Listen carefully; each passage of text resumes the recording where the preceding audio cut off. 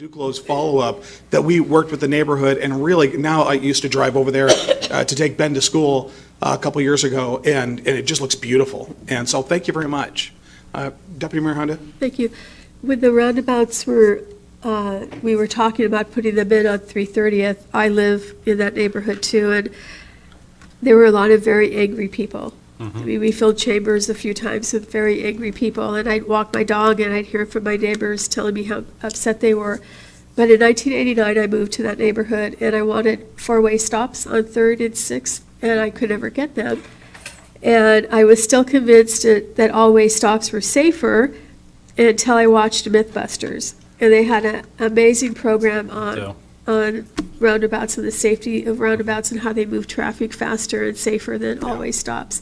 So I became a fan, and I could get in and out of my neighborhood much easier these days. So it's worked. It's done what we wanted it to do. They do. They do an amazing job. You know, it's a great traffic calming tool on a road like the one that you see in the picture in front of you. Yeah. To slow down through traffic, and they do. The number one thing that we see is the reduction in collisions with pedestrians. You know, it just makes it a lot safer for everybody. Yeah. This is a real godsend for the whole neighborhood. It was. Yeah. So.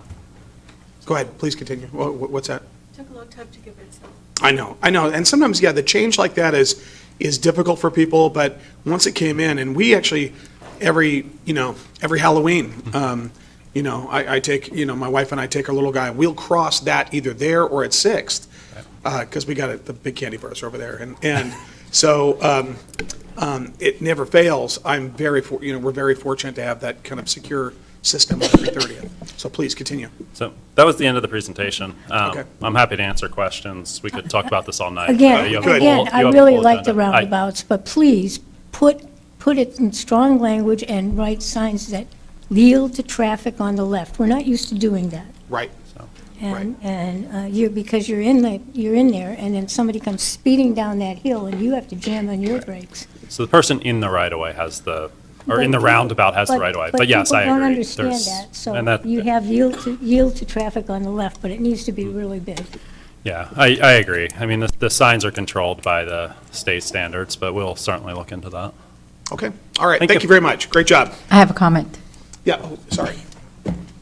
Recently, I watched on Facebook where when you come into an intersection, all four ways, cars stop, and pedestrians can go in any direction. I don't know if you've seen that. Yeah. What is it called? Free phase, yes. I think that would be a great concept in the future, at major intersections, and I don't know what it's going to take to do that. They do that like in downtown Seattle, Pike Place Market. They'll do that in certain locations. They'll also do it down in Portland. There are certain high frequency areas. EJ? Yeah, we've looked into it for a couple of intersections, specifically along 320th, and also down by the crossings. The caveat to it, it's a little bit of a balancing act. So introducing another phase to the light means that less cars are getting through the intersection too. So it's a little bit of trying to balance this, obviously the safety of the pedestrians, but making sure there truly is enough pedestrians to warrant that phase. So we've looked into it, but like I said, we don't really meet the warrants just yet, but it's definitely a balancing act, because we don't, as I'm sure everyone on council will attest to, we don't want to make traffic worse on 320th. Right. Thank you. Councilmember Kopak. Councilmember Sept Dawson, in our Land Use and Transportation Committee, Rick Perez actually let us know that one of the things they're looking at doing is actually delaying the green lights in the intersections in 320th in particular, so the pedestrians have a bit more of a head start getting across the intersection. So yes. So anyway, we're looking at many options. So great. So if you want to see how that works, First Avenue in downtown Seattle, right in front of the market on, it's probably either Pine or Pike, right there where the big market sign is. That's a four-way stop. So with an all stop, and everybody crosses at one time, and then all the lights will stop. Yeah. Crosswalks. Yeah, it's very interesting. Yeah, that's at Pike. Thank you. In downtown. Okay. All right. Thank you very much. All right. Now we've got certificates of appointment. Youth Commission, Councilmember Johnson. Thank you, Mr. Mayor. I have the honor of introducing the certificates of appointment for the Youth Commission in addition to the Arts Commission and the Diversity Commission. So I was hoping to read the youth and then go down there and stay down there, if that's okay. So first, I would like to invite Amy Oje-Biro, Nick Pagliocco, Emily Odom, and Nade Ovbiebo to come forward to accept their certificates of appointment to the Youth Commission.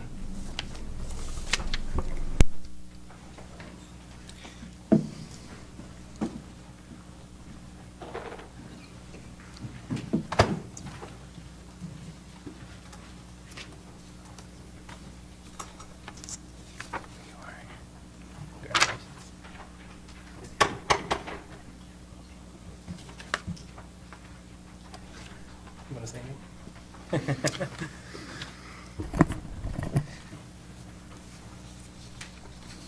Would you like to say anything, Nick? All All right. Okay, now we've got the Arts Commission. Councilmember Johnson? I would like to invite Dallas Frakes, Melissa Prizer, and Jocelyn Pocock to come forward and accept their certificates of appointment to the Arts Commission.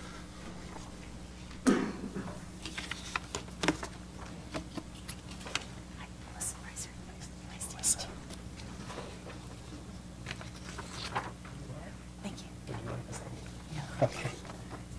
I'm not going to say anything either. Great, thanks. Thank you.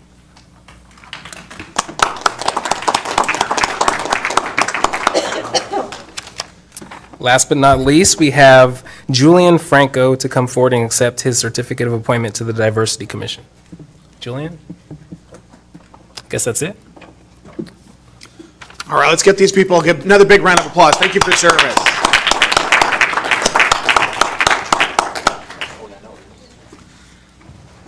Thanks.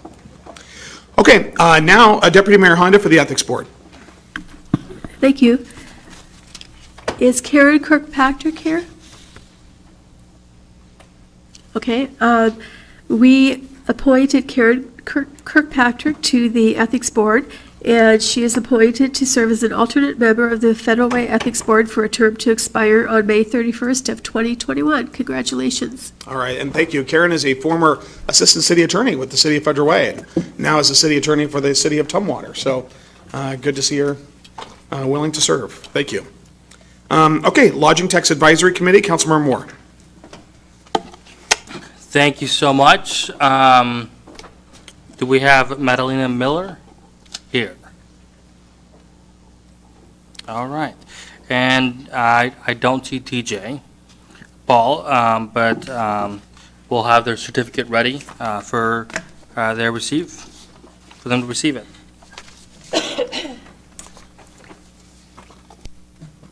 Okay. All right, thank you very much.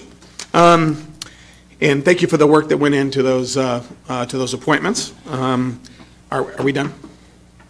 Okay, all right. Mayor's emerging issues. So we did make sure we have the biennial budget meetings that are online. I would really encourage people, these are really going to start heating up. I would encourage you, anybody that would want to attend a workshop, as we're going to start having department budget presentations. And while I gave the proposed budget overview before this council at the last meeting on the 4th, then again to the Chamber of Commerce the very next day on the 5th,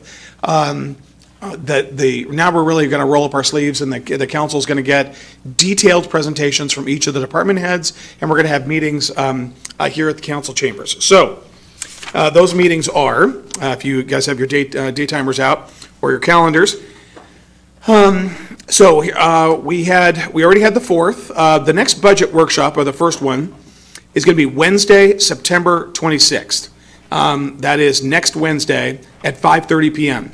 We're going to be going over the budget overview, revenue and expenditure projections, and department presentations will be made by Community Development, Public Works, and Parks. Now, that's going to be a lot of work, and we'd love to have your comments and be able to hear those presentations. And when we get to work on those, that a lot of your comments can be based on that information. The next day, Thursday, the 27th, we've got presentations from the Municipal Court, Human Resources, City Clerk, Economic Development, Law, Police, and Finance. Then the following week, a budget workshop Tuesday, October 2nd, 5:30 PM. These are all at 5:30. And this is prior to a regular city council meeting. So that's Tuesday, October 2nd, here in council chambers at 5:30. Department presentations for the council, the mayor's office, IT, and emergency management, and then we'll have some deliberations. Council workshop Tuesday, October 23rd, at 6 PM, and it says only if needed. We'll continue council deliberations. Budget workshop Tuesday, October 30th, 6 PM. It says also only if needed. And then we'll have a regular city council meeting on Tuesday, November 6th, and at 7 PM. And this will be the consideration of the 2019-20 biennial budget, and also the property tax levy gets decided at the same time. And then regular meeting Tuesday, November 20th, 2018 at 7 PM. We'll have the public hearing continued from November 6th. And there'll be the introduction ordinance for the budget and for the property tax levy as required. Then the last meeting, presumably on this budget, regular meeting Tuesday, December 4th. It'll be enactment. It'll be the second reading of the budget. It says enactment ordinance for the 19 and 20 budget, and also for the property tax levy. And then also a resolution for the 2019 fee schedule. So this is also on the website, on the city website. So if you're interested in coming to those, we'd love to have you there. Okay, now in regard to the all other meetings, we have a report on community events.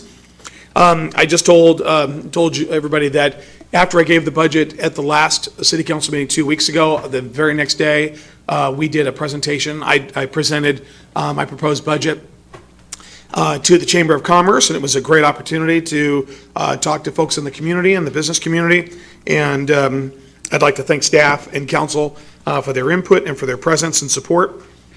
We had on September 5th, we had the Rhythm and Blues Festival. That was on September 8th. We had the Sound Transit Open House at the FEDRAC Community Center on 9/11. And we had the South King Fire and 911 Memorial obviously on 9/11. That was a really great opportunity. We heard a speaker from New York City who was working on the day where the towers came down, and he told his perspective and a lot of the friends that he lost, not only on that day, but from the fumes from working at the site at Ground Zero for the days and weeks and months that followed. And it was a really well-attended event, even though the weather was really, normally at those events, now the weather is absolutely hot, but if you may recall, it was last Tuesday. It was very rainy, very stormy, but I don't think I've seen a bigger crowd there than we saw on Tuesday. It was a great time to remember, and they have such a great memorial location there on 320th at the fire station. So it was a good event, and we appreciate our partners at South King Fire and all those first responders. We had the Mayor's Day of Concern for the Hungry this past Saturday on 9/15. Went to various food banks. Jerry Lynn Clark, thank you so much for all the work you do. Let's give her a big round of applause. You know, there are people that show up to things, and there are people who show up to a lot of things, and then there are people that make those things happen. And she's one of the people that make all those things happen behind the scenes. And the spontaneous applause is because we recognize, all our heart. She brings her family in, and brings all kinds of volunteers, and we were lucky that we're going to get a report on how much food and all of that, and probably at the next council meeting. We want to make sure we could tally it all up. But I could tell you, we saw cans that were totally filled, and just generous. People were generous with their time and generous with their resources and with their spirit. It was a really great opportunity to see the community come out, and the Safeways let us come back, which was a huge deal, and I really appreciate that. And so I know that took no small effort on Jerry Lynn's part, and I'd like to thank the council. It was good to see you guys, all there, and we got a couple of good pictures. And sorry about that one picture I posted. I got your note. We got a picture where Martin's eyes were closed. Exactly. It was good. Exactly. They were kind of All right, all right. So we had a great time. A lot of kids from the community as well, and it was for a very worthy cause, raising money. I'd like to thank Waste Management as well, and all those volunteers. Okay, so council committee reports. And did we not add you? We will. One of the things we're going to do. One of the things we've added, council, is on the council committee reports. Instead of waiting till we're done with the meeting, in which a lot of people, just because of time, need to leave, we've made it a new practice to have the committee chairs give their reports about what's going on in their committees at this stage in the meeting. One of the new items that we're going to do is add the deputy mayor as an extra report as well. And so that, can we make sure that's on there in the agenda from now on? Thank you very much. Okay, so let's go right down the line. Councilmember Duclos from the Finance Committee. Actually, I don't have a report because we didn't have a meeting in August due to vacation schedules. So, but we are scheduled to meet next Tuesday at 4:30 in the Hylobus room. So I'll look forward to everybody attending that meeting. Also, I want to report that the Revenue Enhancement meeting is now been rescheduled yet again for October 8th at 5 p.m. And I'm asking everybody at the council here, please don't schedule another meeting right at the same time. That's why I picked Monday, because we never have meetings on Monday, except for this last one that got canceled out. So Duly warned. duly warned, because All if you right. do it again, I will. You've never seen my. You're going to hear about it, okay. You All haven't right. seen the Italian temper go. Exactly. Okay, all right, thank you. Lodging tax, Councilmember Moore.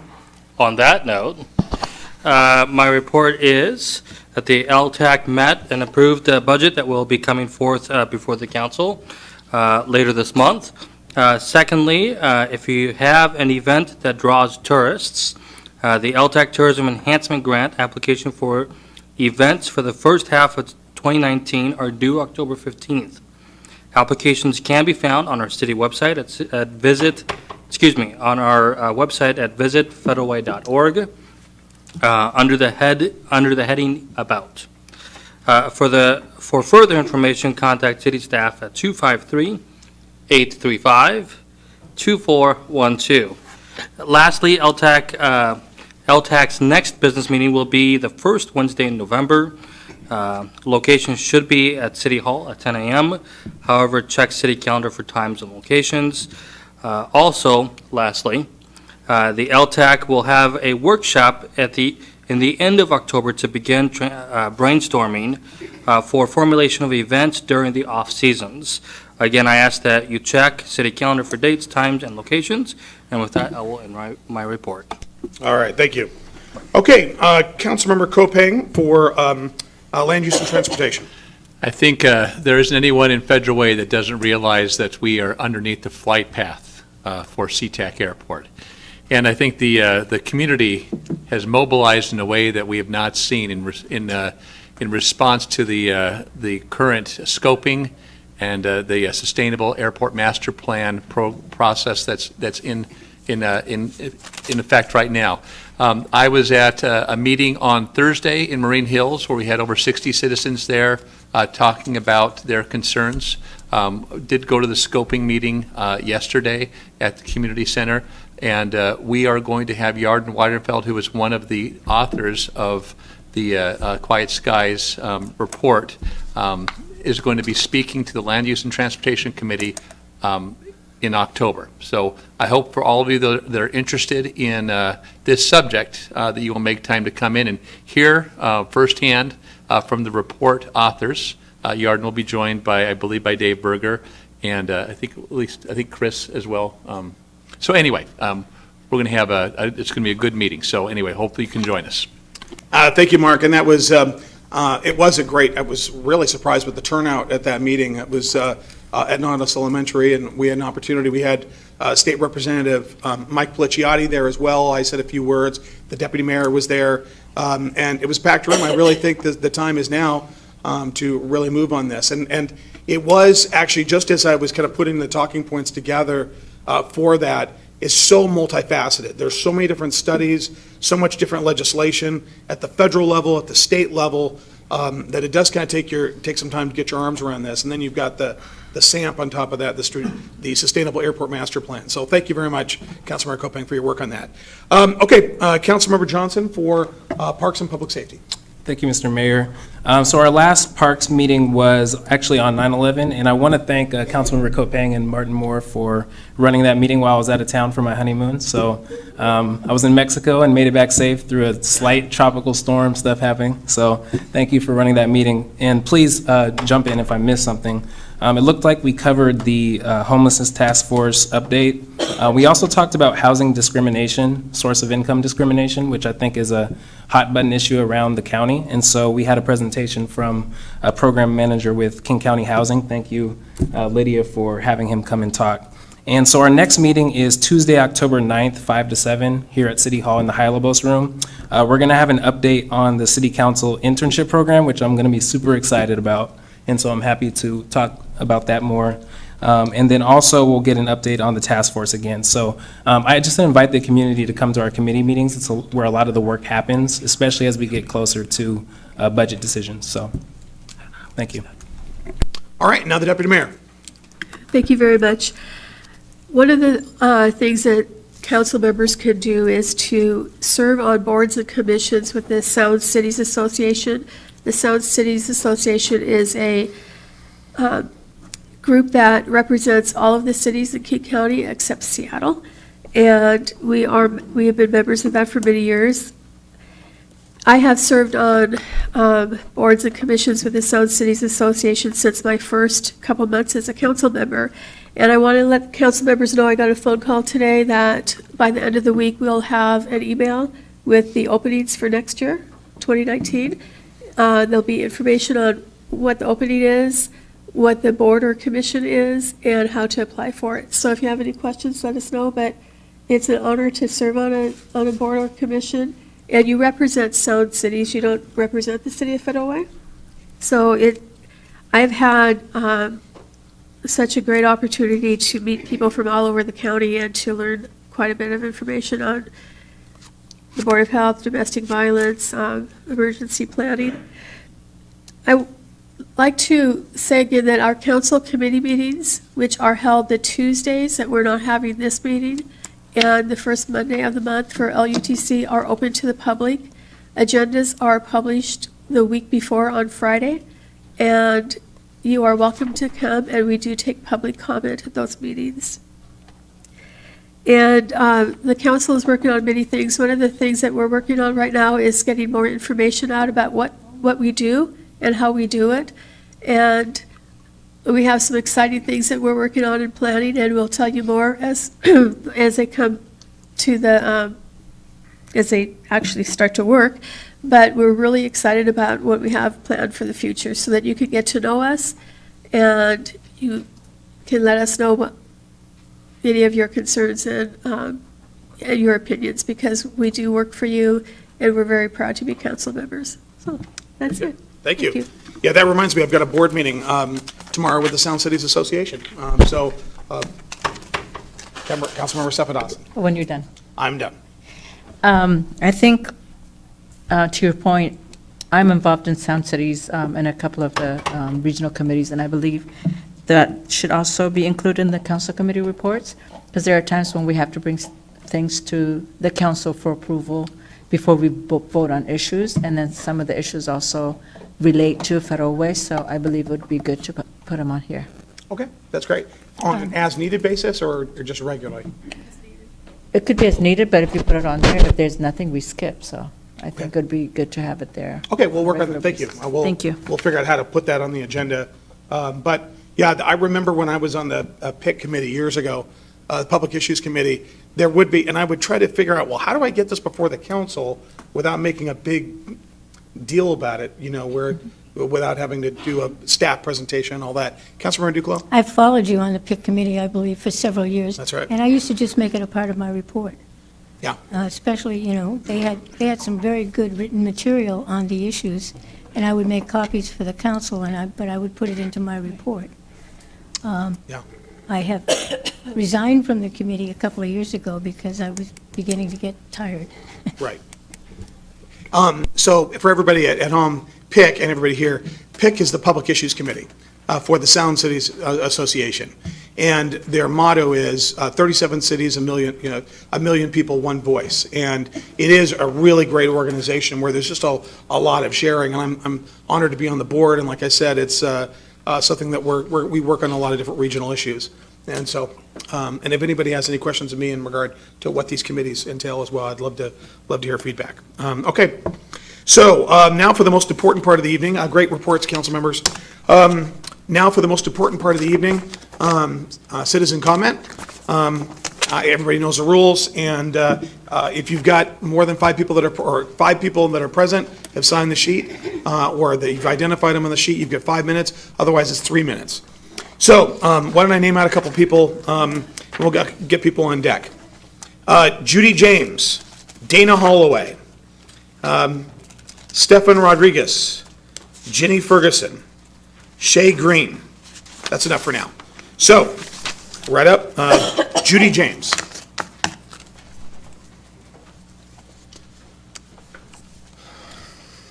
Good evening, Mr. Mayor, Deputy Mayor Honda, and city council members, members of the audience. Full disclosure, for those of you who don't know me, I hold 2 retail marijuana licenses for the city of Federal Way. And so everyone on the dais knows me. Back in June, or maybe it was May, I asked the mayor and the deputy mayor and all the city council members to meet with me to talk about the moratorium and developments since then. And I'd like to start by publicly thanking those of you who engaged in that conversation with me. Thank you, I appreciate that.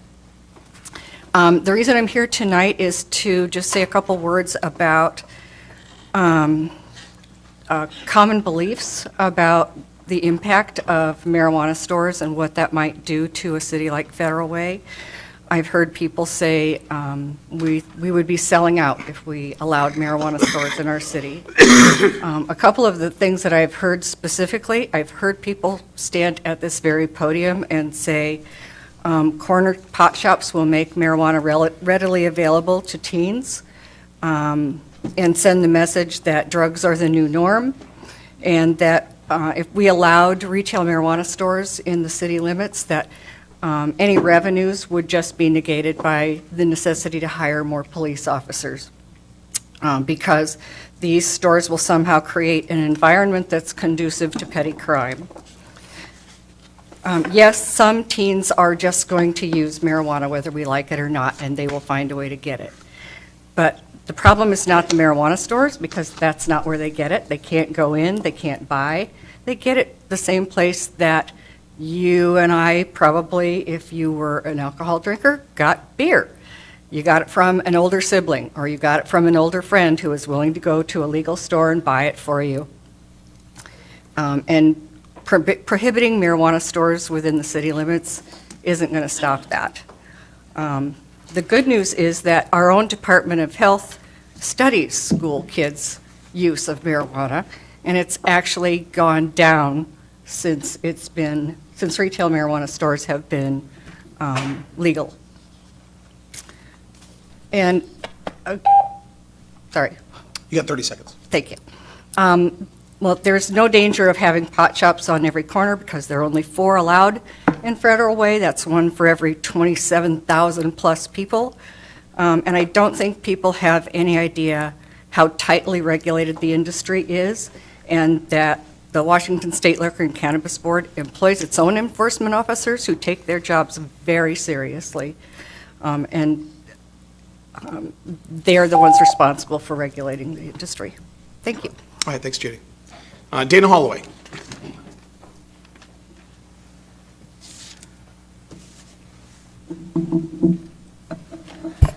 Good evening. My name is Dana Holloway. First of all, I'd like to thank all the citizens who attended last night's Port of Seattle Sustainable Airport Master Plan Environmental Review Scoping Open House and provided public comment. It was a pretty good turnout. I was actually surprised that many people showed up, so I'm very, very happy for that. It just shows you it's something we care about. I'd also like to thank the 4 council members who attended, Deputy Mayor Honda, Mark Kopang, Martin Moore, and Denny Duclos. The former deputy mayor and council member Jean Burbidge was there, and State Senator Mark Malosho also attended. Several members of the Quiet Skies Puget Sound grassroots organization, including myself, passed out forms. They look like this. It was a sample of 10 questions related to scoping request to help those that were attending the meeting to know what kind of questions they might want to ask the port people that were there, or to write on their public comments that they have. We got 35 forms signed and returned to us, and those will be submitted to the Port of Seattle by the Quiet Skies Puget Sound organization, along with the ones that they got from the Highline College for the city of Des Moines, and the ones that we're getting from Wesley, which is a senior, I don't guess you could call them apartments in Des Moines. It's very large. I'd like to give a special thanks to a few members of the City of Federal Way staff, Pam Jones, Yarden Weidenfeld, and John Hutton, for their assistance in creating a solution to enable Quiet Skies of Puget Sound to hand these out to the citizens that were at the scoping open house. There are certain rules that they couldn't violate, but they found a way to allow us to be there, something I hadn't even thought about, and it worked out really great, and we've got to interface with all the citizens, and I think it was a positive thing. So thank you for your help, and it made a difference. There's one more remaining scoping meeting, so in case you haven't been to one yet, there's one tomorrow, Wednesday, September 19th, at SeaTac Community Center at SeaTac, for the city of SeaTac. Same time, 5:30 to 8:30. Any citizen can attend and, do public comment. Also, if you want to do it online, the main page of the city website has a link, and you can do an online scoping comment, and so that's there. And I would just like to say thank you to everybody who attended the SAMP scoping meeting, or who sent in their public comments via email or used the online form. Your voice is being heard. Thank you. All right, thank you, Dana. Stephanie Rodriguez.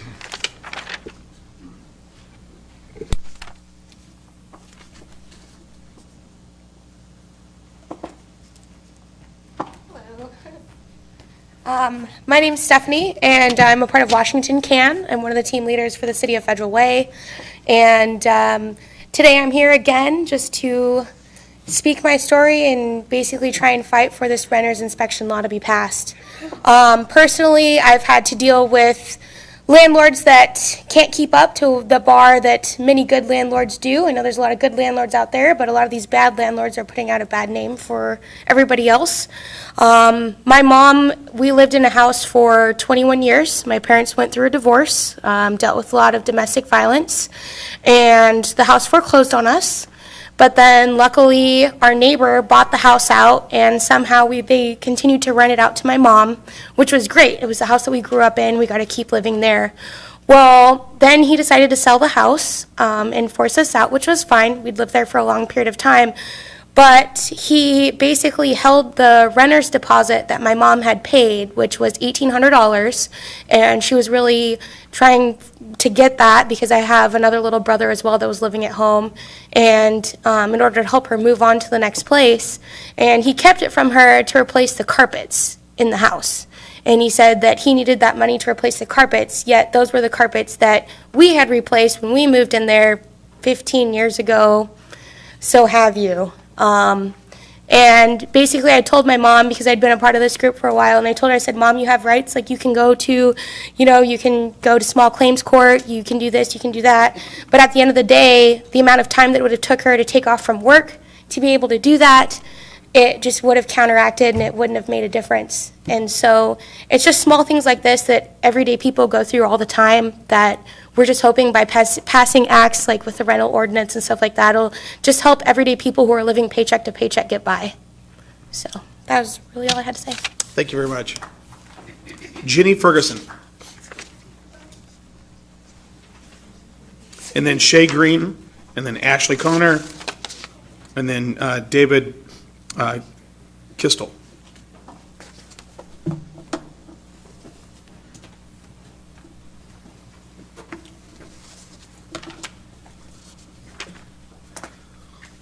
Hi, my name is Jenny Ferguson, and I am a proud member of Washington Can. I have been a proud resident of Federal Way for over 29 years, but I've also gone through a lot with landlords. I have ran into many roadblocks dealing with slumlords in the city. My 17-year-old daughter is here with me today, has also experienced these horrible issues that I am going to tell you about. I thank you for your consideration passing a rental inspection law here in Federal Way that will benefit so many residents who are just like me and my family. I have had problems with my home, which has put my family in bad living situations. Just not too long ago, I was getting ready to move out of an apartment, and the hot water pipe burst in the wall, and it flooded the whole apartment. So I had to have 3 heaters to try to dry up the water, which took a couple of weeks. I had to throw away a lot of things and repack a lot of stuff. And my manager said that I should have already been out, wouldn't give me more time.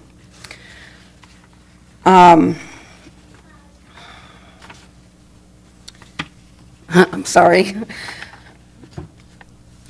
My daughter's bed, I'm still paying on my daughter's bed till this day. I still over $500 on it. And it's still in storage. And my oldest daughter, when they put it away, they said that it had mold on it. So by the time I'm able to get my stuff out, I'm going to have to throw her bed away. We have been homeless before, and it has, I'm sorry. And it is very frustrating and disappointing that once I get things together with getting an apartment, I had to deal with this. We have experienced a lot of mold in our apartments, which the landlords neglect. I've been told that it's my problem, that I have to clean it. Other issues that we have experienced that once again destroyed my property was my storage had a leak in it and I didn't know it, which I had to throw away a lot of belongings.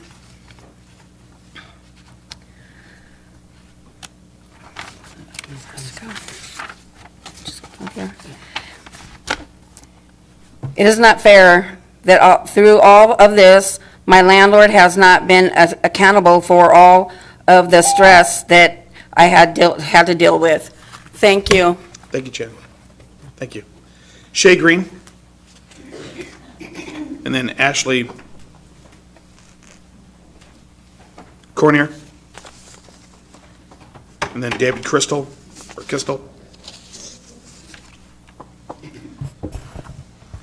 Hello, everyone. My name is Shay, and I am a member with Washington Can.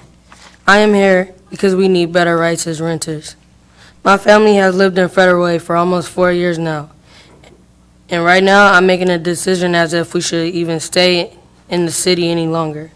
Right now, my landlord is saying that we are going to have a rent increase about $150 in an apartment that is moldy, has bugs, and multiple leaks. I don't even think it's fair that we have to live in an apartment that is not kept up by maintenance. What does maintenance get paid for if they're not fixing what we need done in our apartment? Why should these slumlords be allowed to get away with allowing my family to live with mold, bugs, leaks, and bad plumbing? It's a big issue when my little 4-year-old sister has breathing problems every time she's inside of our house. I have called the office a lot of times to tell them about the mold, and they tell me to clean it myself with bleach. They do nothing but collect my rent. A big problem we have is a leak in our kitchen sink, which has also caused mold. The pipes have burst more than one time, and I know it's because they are doing a cheap job. This problem has been going on for 2 months now, and they either don't answer or tell me they will come and never do. Now they are telling me that to get a new lease, we will have to pay $150 more a month, and rent is already too high. My family does not want to pay any higher for an apartment that has so many problems. we want to stay in the city, but we might have to move to find somewhere that actually is worth the high prices that they are asking for, and find apartments where there's not slumlords. This problem needs to be fixed here, and I am asking all of you to stop slumlords and pass a rental inspection law. Thank you. Thank you, Shay. Ashley Cornier. Then David Kistel, then Debbie Peterson. Hello, City Council. I just want to say thank you all for listening to us. I know we've been here for the past couple months. We haven't been here for the past couple months, but we were here a lot of the times earlier this year. And I just want to say I'm here on behalf of not only the folks who are here with me today, but a lot of the folks here in Federal Way.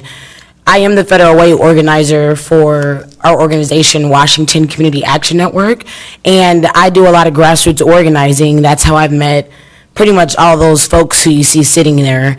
I do grassroots organizing, and I go and knock on a lot of people's doors in apartments who live in the city of Federal Way.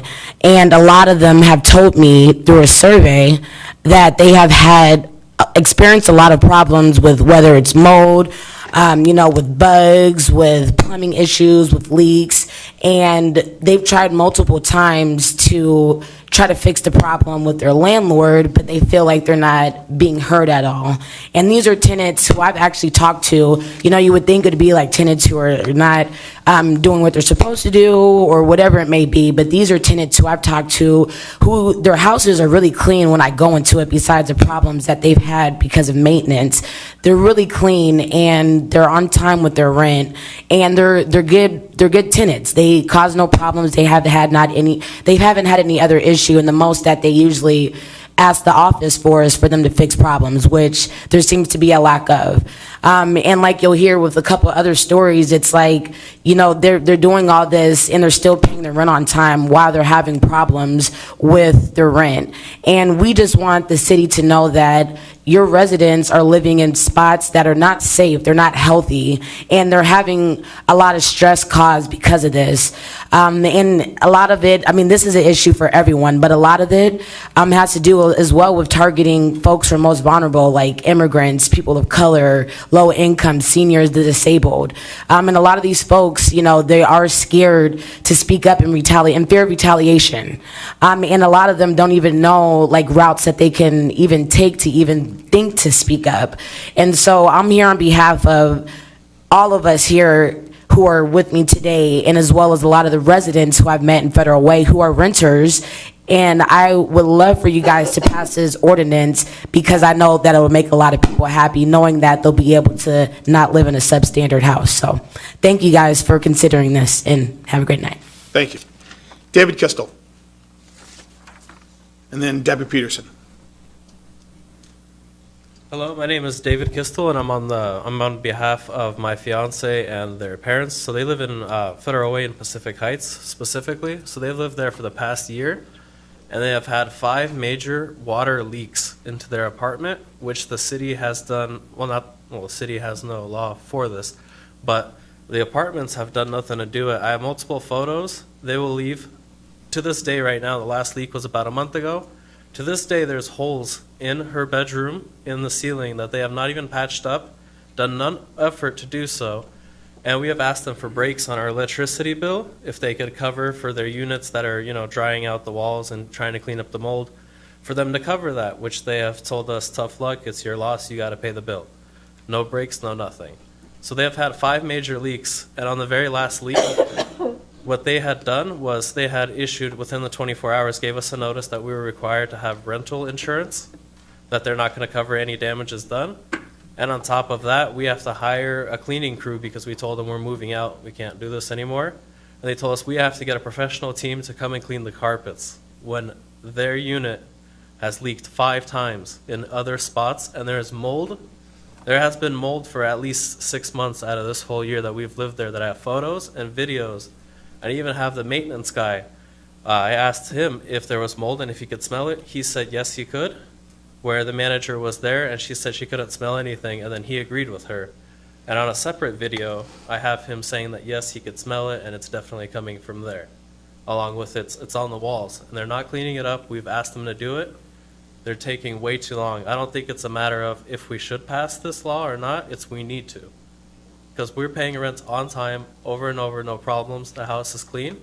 But there is no reason people should be living in a house with walls and mold that the city will, or the management there won't do anything about, and there's nothing they can do about it. They don't speak English really well. They've lived here for 2 years from Ukraine, so a lot of this stuff I've been handling for them, back and forth with their management at the apartments, and they just don't want to do anything. A lot of the stuff, the minor leaks that I fixed for them, because, I mean, like last time for a month, their door handle for the main entry to their door was halfway off, and they didn't want to do anything about it, so I had to fix it myself.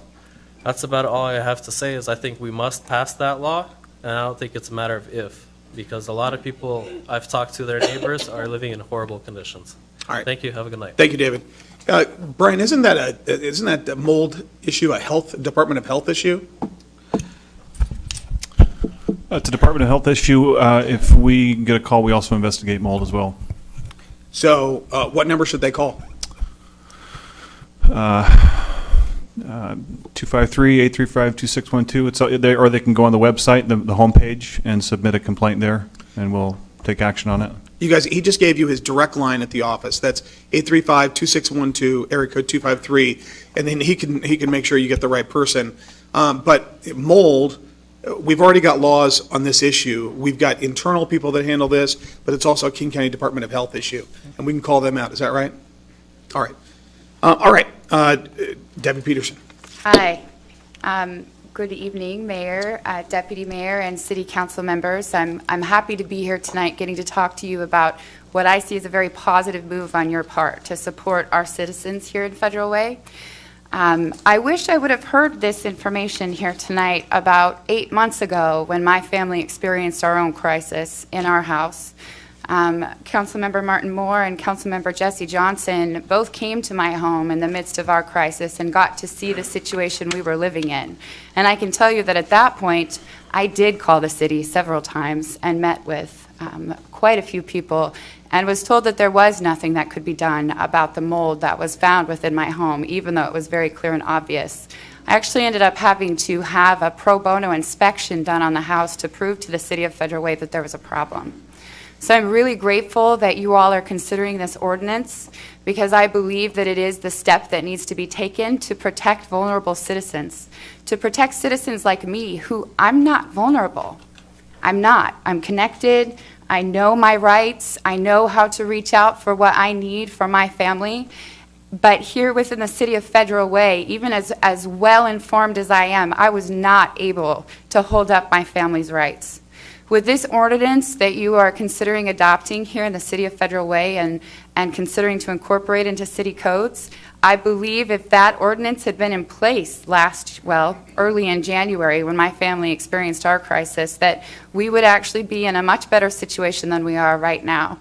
Councilmember Kopang actually got to come and see our new house and see that we did get settled into here in our Federal Way community in a home that does meet my children and family's needs. I urge you as strongly as I possibly can to please adopt this ordinance, to please empower the city of Federal Way to prevent people from experiencing things like my family did and like many of the people who are here tonight who are sharing what they have experienced. I'd like you to imagine all of the other people in this city who are experiencing these kinds of situations but don't have the ability to speak up for themselves or to know that they will be listened to and heard. This ordinance will create much, in my opinion and perspective as a person who has dealt with this kind of housing situation myself, I believe this ordinance can contribute to the stability and safety of our children and families. It can help create opportunities for people to have that warrant of habitability that we all deserve, instead of having to take a case to court the way that my family and I now have to. We feel like we're still in the midst of a never-ending battle. And I'm really grateful to know that you are considering adopting this ordinance, that there are other families who will not have to go to the great lengths that my family has had to go to have a safe and healthy house to live in. please, please adopt this ordinance. I urge you, please. Thank you. Great, thank you. Councilmember Moore, did you have something? Yes, thank you so much, Mr. Mayor. I have to say, thank you to the Washington Can Group for being here. I appreciate it. And I appreciate each and every single word that you've shared with us to the council.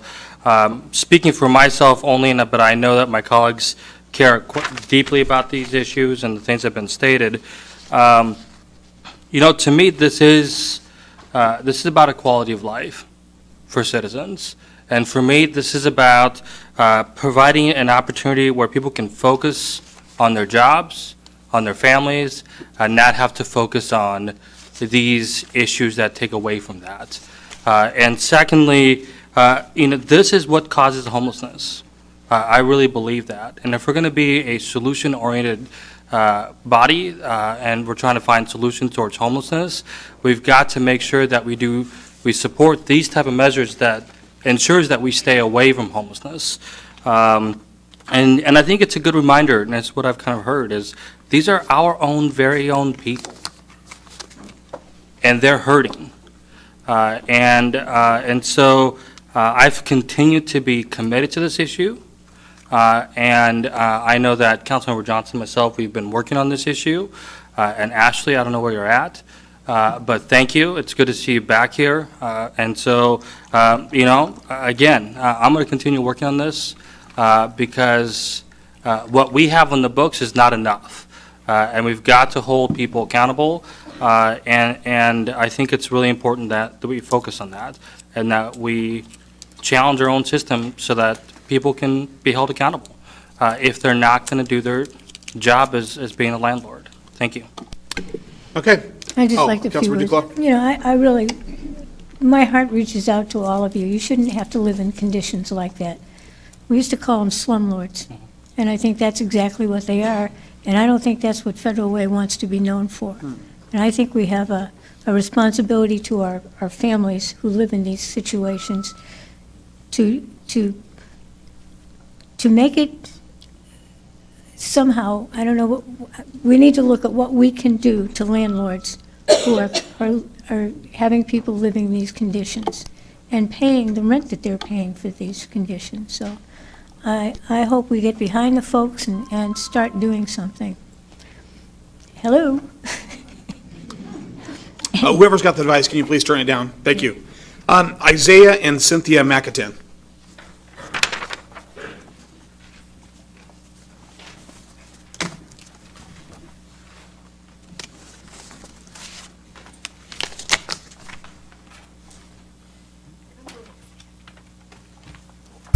This is my son. We're residents here in Federal Way. He's going to do his best to read you his speech. Go ahead, sweetheart. Hello, my name is Isaiah McEltan. I am 10 years old and I am in the 5th grade.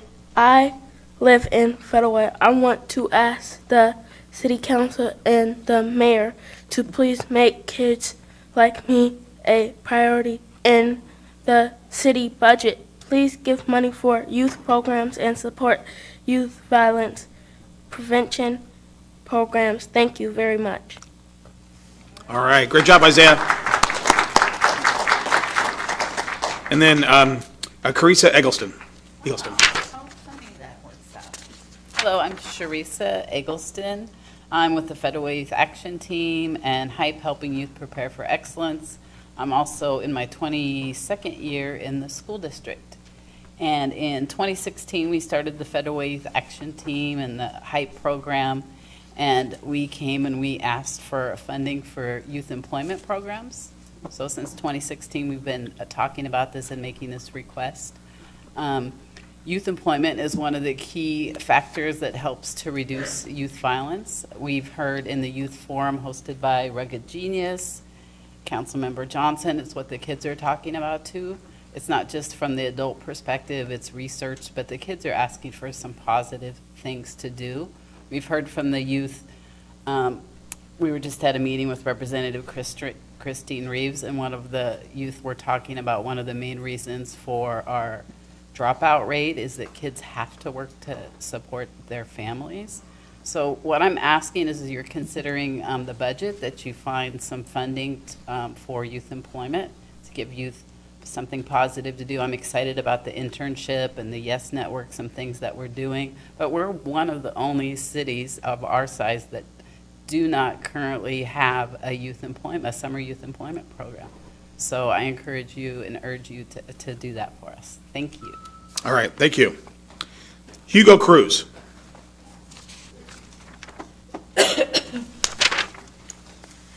And then Dennis Stiles.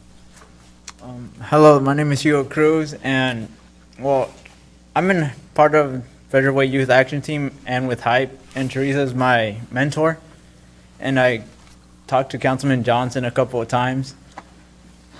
And what I'm asking for is for funding for HYPE and for these programs in the Federal Way in our community, actually. Why? Because they actually work, and because I'm a youth leader now.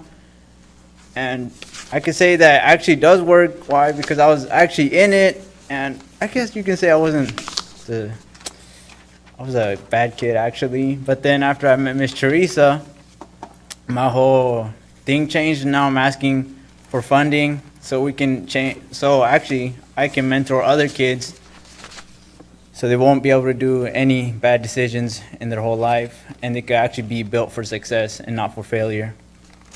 And yeah, that's basically my speech. Thank you, Hugo.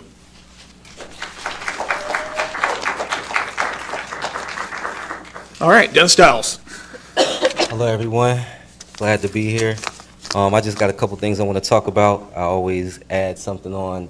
I went through some of the things that some of these citizens went through with my apartment. I had mold, and they told me to put bleach on, and I ended up moving out of it because of it. And, you know, who protects, you know, the people that don't know what to do or how to navigate the system? But there's a couple of things. The score situation, I just really don't understand it. I'm just going to be honest with you. When I saw that we were spending this much money for basically almost like a for-profit situation, right? So it's not how do we get there, why? Why are we locking our citizens up? I asked, when I came here, when I found out about it, I asked the mayor, I said, who are we locking up? And it was like, oh, criminals. Well, anybody could be a criminal if you mark a line and say, if you cross that, you're a criminal. So the laws that we're spending more money and we don't have a solution. If it's a drug problem, a drug addiction problem, I actually happen to be in there. There are a lot of young drug addicted people, and I just saw a circle. And I found out that our city's connected to it, and I was like, I got sick. I was like, man, we're locking, so you're telling me this was a plan? So whoever planned this, it just doesn't seem like a plan that helped the city. We're talking about $1 million for the next 21 years for backing out of it. Like, who does this? Who does this to their citizens? We're talking about investing in our community. The kids just asked, you're talking about the money that you could have saved from locking people up. These kids are actually talking about. You see what I'm saying? We could have did a lot of stuff with this money. On top of that, the situation with the marijuana stores, we got marijuana stores all around this. It doesn't make sense. I just hope that people just look and see and say, if you don't, people are not supposed to drink. Young people are not supposed to drink. The youngster cut his car in half on on 320th, and it was like nobody's outside of the liquor stores, like, don't sell liquor. So it's like, man, let's real solutions. Sound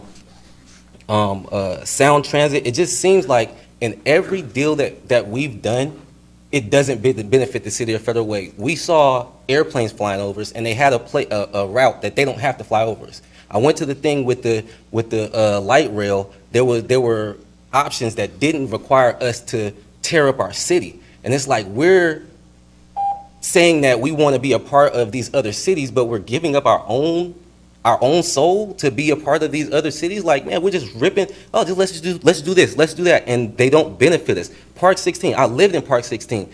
The police were there every night for it was over a month. It was ridiculous. I was like, man, who authorized this? And then they're not paying property tax. So you're saying that we're gonna take this burden on, and then at the same time we're not getting nothing back from it. The decisions that are being made, we have to have better decisions. We need to invest in our community. We need to invest in our people, man, for real.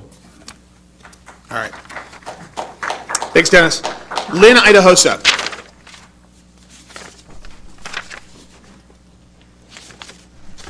and then I've got Sonetta Hunter, and then Michael Hunter. I've got 2 sheets from you. Are you speaking for 5 people? Michael Hunter Jr. Oh, I sorry. Got it. Okay. Thank you. Lynn? Good evening, Mr. Mayor and members of City Council. Tonight's meeting centers on our public budget discussion. I have spoken often to the council of my desire to see a police accountability review board here or commission in the city of Federal Way. Tonight, I'd like to include a request. I'd like to ask that the mayor to consider, while setting aside a portion of his personal discretionary budget, for a city staff member to assist in creating and maintaining a police accountability review commission. I believe on top of reviewing issues like the Hunter case that has cost the city $750,000 so far, it can also be a good way to look forward to tackling issues of community relations. For instance, how the community feels about policing.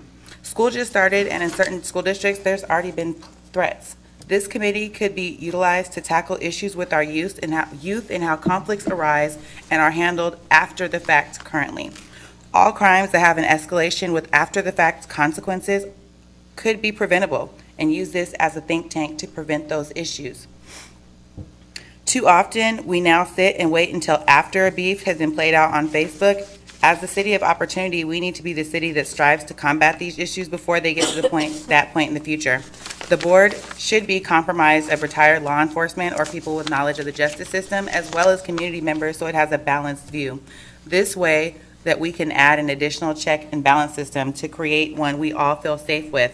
The Washington Can Group, I just want to say my heart really goes out to you guys, because that is shameful. And I really hope you guys take a really hard look at what that ordinance looks like to protect our citizens that are most vulnerable. I also wanted to mention that I'm partnering with the BNR Espresso to have a winter coat drive. I'd like to see the city partner with us as well, and have a drop box here and advertise so we can get the word out and sign up other businesses to participate. At the BNR, we'll have a leave a coat, take a coat rack concept, and encourage other businesses to do the same, or have a drop box for donations going to Multi-Service Center and the Homeless Drop-In Center. I'm hopeful after filling out the sponsorship form this afternoon, we can figure out a way to partner on this project. Thank you. Thanks, Lynn. Sonetta Hunter, and then Michael Hunter, and then Michael Hunter Jr.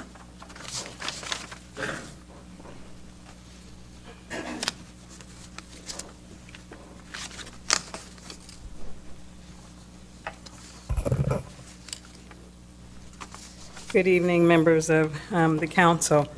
This is my son, Josiah Hunter. I felt it was time that you have heard about him for several months, and it's time for you to see him live and in person.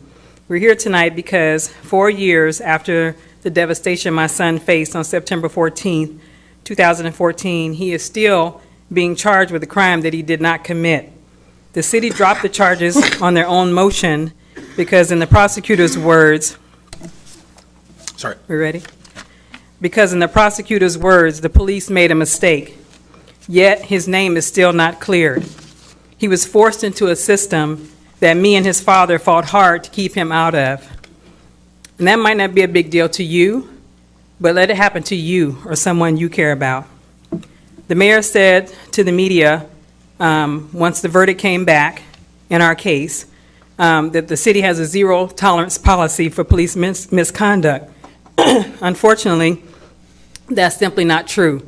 We gave you copies and information on these officers' records and their histories, and they're not the first ones, and they won't be the last if the city doesn't start doing something about police brutality.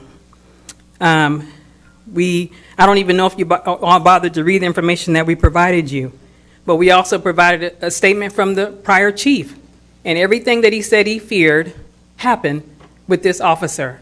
And has anybody done anything about it? It's not about talking to us about the case. It's about looking at your own officer's behavior and doing something about it. I teach my son to be a man of his word. When he says something, do it. Is that what you're teaching your son? By saying one thing and doing something else? Several of the council members, you all haven't even responded to us. We wrote letters, we've come down here, and then you all hide behind this thing, well, we can't talk about the cases pending. That is not true. I'm not an attorney, but as the mayor knows, I've trained hundreds of them. I'm no novice with the law. And when the judge said, keep talking, and the city refused, and what happened? We didn't want a trial, you wanted a trial. I still have the letter where you said, the jury has to decide. The jury decided. And you And that's what you wanted?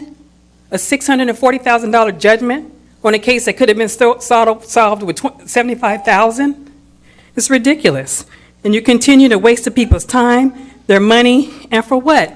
To protect some officers with a history. There's a history. It's the second time you've been sued. What else does he have to do? And so, officers lying in a federal courtroom and they get promoted, but we have a zero policy against misconduct? Come on. And I just want to know, has anybody even bothered to look into these allegations? Did anybody bother to look at the trial transcript? Didn't you even curious why the jury would come back with such a judgment? We weren't even asking for that money. They saw what was happening and awarded that. There's a problem with policing in Federal Way, and it needs to be addressed. You need a review board. You need some accountability. Thank you. All right, and I've got Michael Hunter. I've got two Michael Hunters, so.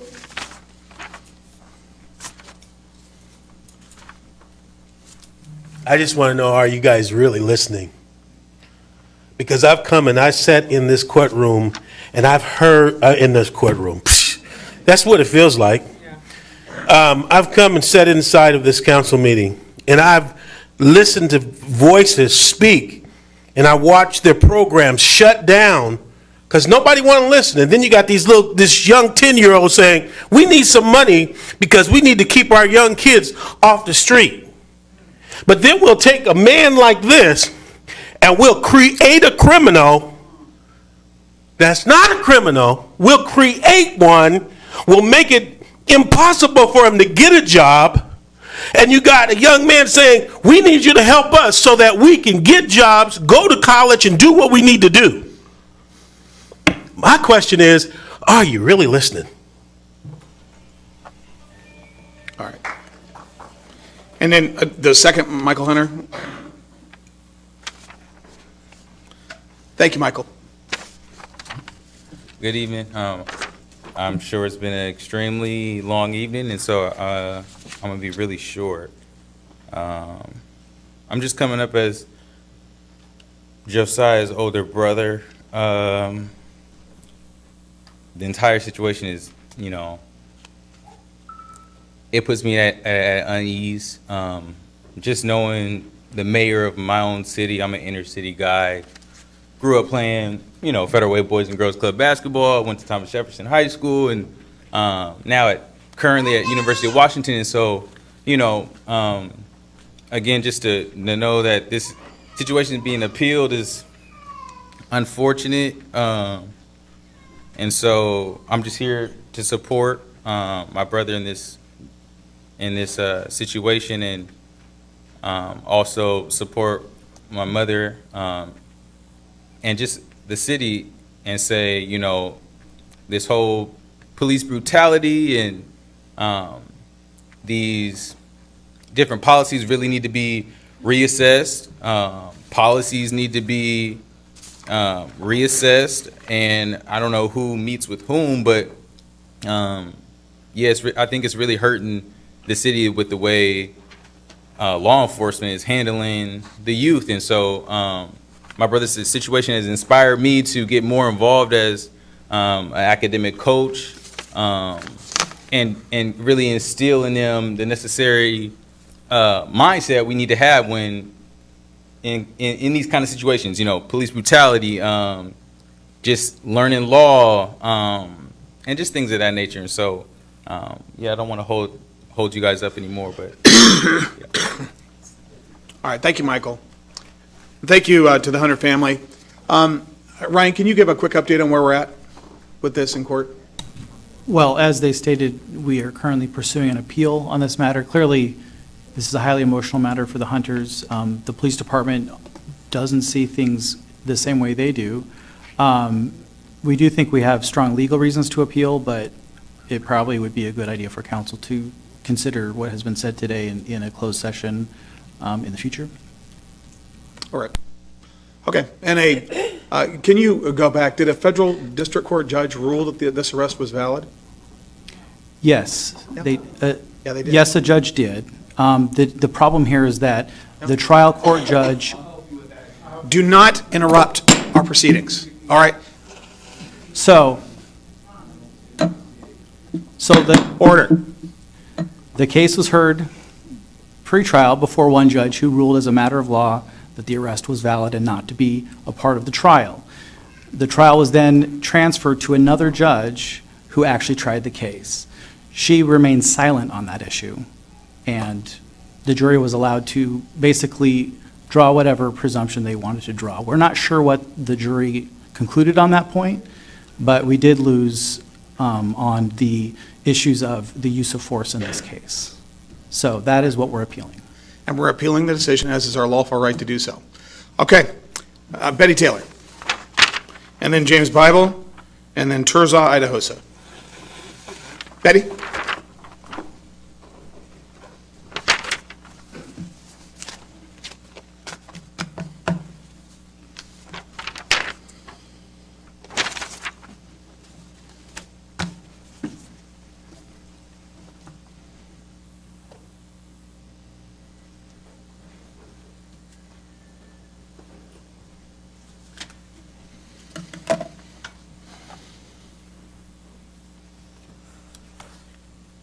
Okay. Okay, so, yeah, I gotta get myself together. After hearing about Sonetta, I gotta get myself together so I can say what I need to say.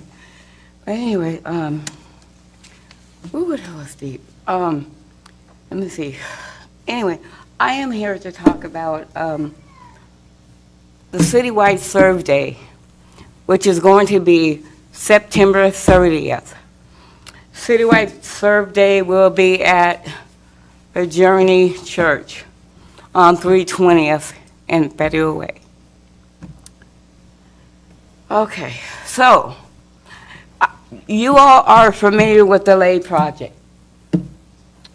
Okay, so the Lay Project was approached by the We Love Our City. Okay. And they want to do a serve and include the Lay Project. I get emotional when I talk about the Lay Project, and I could do that. So, anyway, we all know that the shelters are opening up. Shelters are opening up in October, from the month of October to May. So with the Lay Project and the partnership that we have now with the We Love Our City, we are going to supply lays to the shelters from the months of October to May.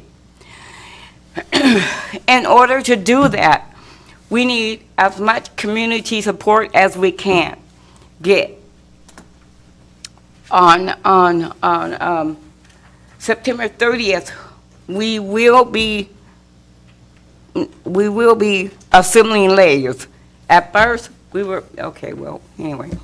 The goal, this is how many lays we want to make to go to the shelters. We want to make 500 lays. Y'all have seen the lays. You know where they've been. They have been all over the city. They have been all over the country. They have been gone on even internationally. The Lake Project could not operate by itself, but it takes community, it takes people. And I'd like to honor one of my people, which is Jerry Lynn Clark. She's really a backbone to the Lake Project, and I appreciate her so much. I got 21 seconds to finish up what I need to say. Anyway, we need volunteers. We need donations. There's a donation bin that's downstairs underneath the stairs. Basically, I looked in the bin is empty. The bin needs to be full. This is our city. We live in this city, and I know that the timer's off, but the homeless issue is important, and the lays are important, and getting the lays to the shelters is important, and I'm pleading for the city's help.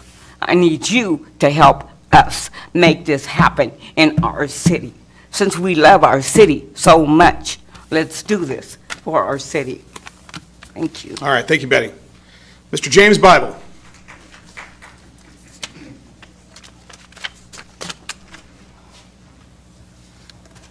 I'm actually speaking on behalf of the NAACP. I'm hopeful that I would get 5 minutes as Yes, opposed to please, 3. 5 minutes. Yes, I saw that. Thank you, James. Thank you. The president of NAACP has asked me to come and share some thoughts with you in relation to not just the Hunter case, which we did handle in my civil rights capacity, but also other matters that are of importance to you and things that you should know. Shortly after the Hunter trial, I got a letter and a call from a young man that had also been choked by Officer Durrell. He was a teenager when he was choked by Officer Durrell. He was choked in front of his friends at Federal Way High School, and he dropped out 3 days later because other kids made fun of him over what had happened. He sits to this day, 6 years later, in his room staring at those same police reports. This officer that we talk about that did what he did to a Good Samaritan, Josiah Hunter, has repeatedly done this before. And via public disclosure request, we even got a report that said, I can't control my use of force. And there are open questions in reference to whether or not the arrest was lawful. The secondary judge, I remember it differently than esteemed counsel in terms of what her impressions were and what she thought maybe she would do in terms of whether or not the arrest was actually lawful. You have a problem in the city of Federal Way, and it's a problem that needs to be addressed by each and every one of you. And you know why we come here? Because we believe in the ability to change. We believe in the ability to be better. We believe in civil and human rights, and we believe that you are ultimately responsible for this. These are not isolated incidents. The NAACP actually asked me to come out here and evaluate cases that could be litigated here, in part because there was a choking issue here, and in part because there weren't cameras out here, and in part because there's no civilian review board out here, and in part because as your demographics change in terms of Federal Way, Kent, Tukwila, and the like, we run into these issues more often. Recently, I got a call to my office in the past 4 months about a man that got bit by police dogs while he was inside of the police car in Federal Way. The number of calls that we get that we, frankly, don't have the bandwidth to follow up on that come from Federal Way, it's staggering. You have to do better. You are the ones that are absolutely responsible. Josiah Hunter is the canary in the coal mine.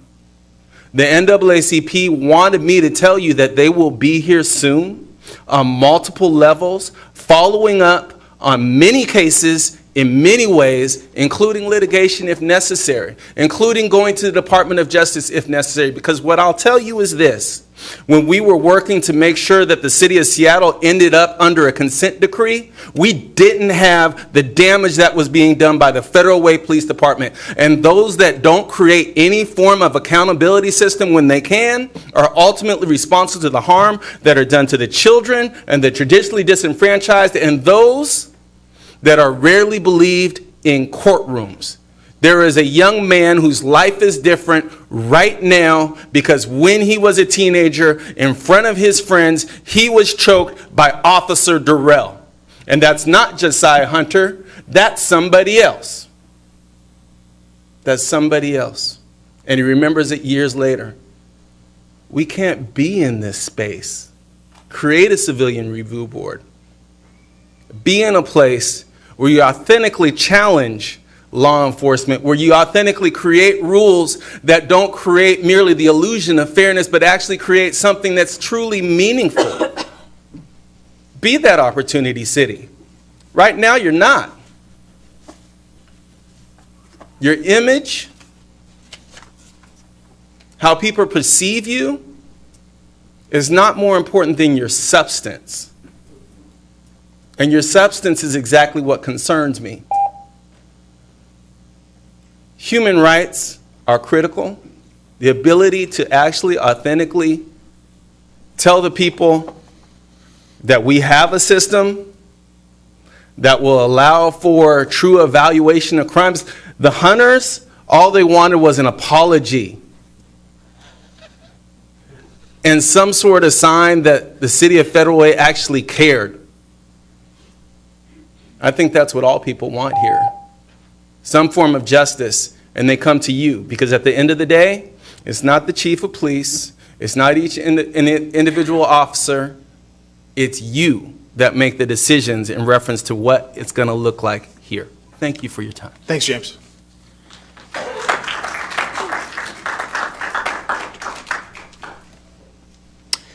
Turzai Alahusa, and that's the last picture I have tonight.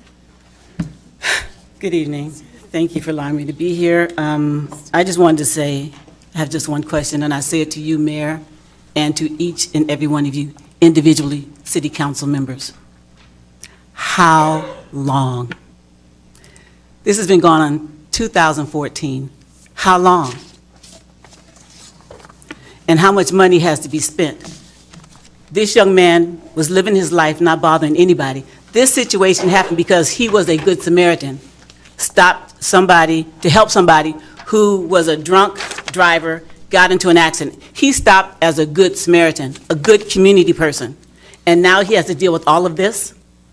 How long? The courts have decided that you should pay this man because you weren't willing to make an apology.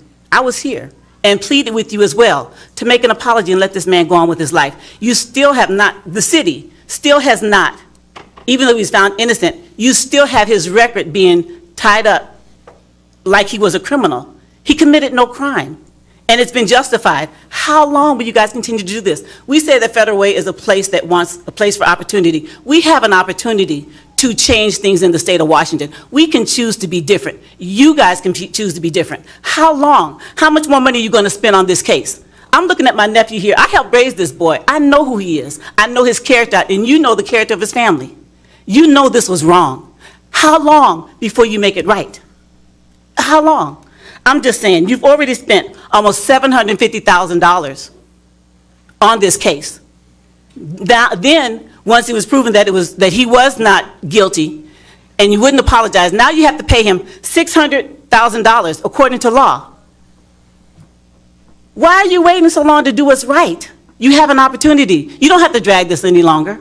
You don't. Each and every one of you are accountable for that, and I want you to look in his face. So he's not just somebody you read about on a piece of paper. This is a real young man. His life is being held up because of you not willing to make the right decision again. Again, how long? How long do they have to keep coming here? Not only has the court said that he was right and that you have to pay him, why are you trying to, again, spend more money to fight somebody that you know is wrong? Not once, as the attorneys just said. This is not the first time this has happened. So it can't just be about Josiah. This is not the first time this has happened. And unless you do something, it probably will not be the last. And I want to personally say, I wonder how you would sleep if something else continued to happen, because I personally will hold each and every one of you accountable because you are not doing the right thing. And this is why we vote on you, to be in these positions, to make the right decisions. When we're not, we can't do it, but you can. Each and every one of you have an obligation to make this right, and not make it right next year, not another 6 months. You have the opportunity to make it right now because the court has already ordered you to do so.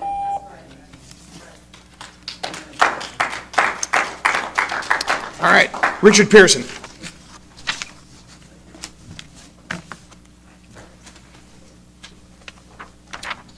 City Council, staff, ladies and gentlemen. Again, I am Richard Pearson, 45-year resident of Federal Way. Just about the same number of years Weyerhaeuser was the owner of the corporate campus headquarters site zoned Corporate Park in 2014 when it was annexed into the city.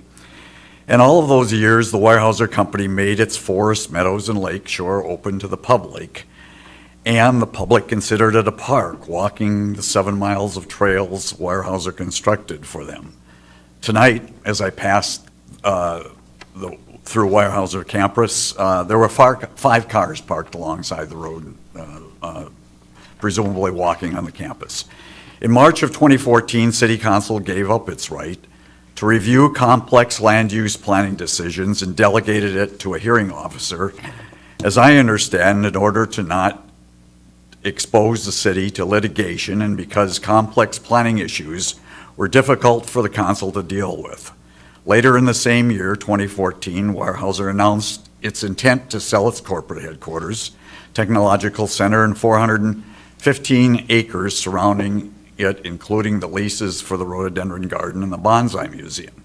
In 2016, IRG purchased it. Now we are faced with the applications for 5 warehouses in the corporate park zone, which in the recitals to the agreement,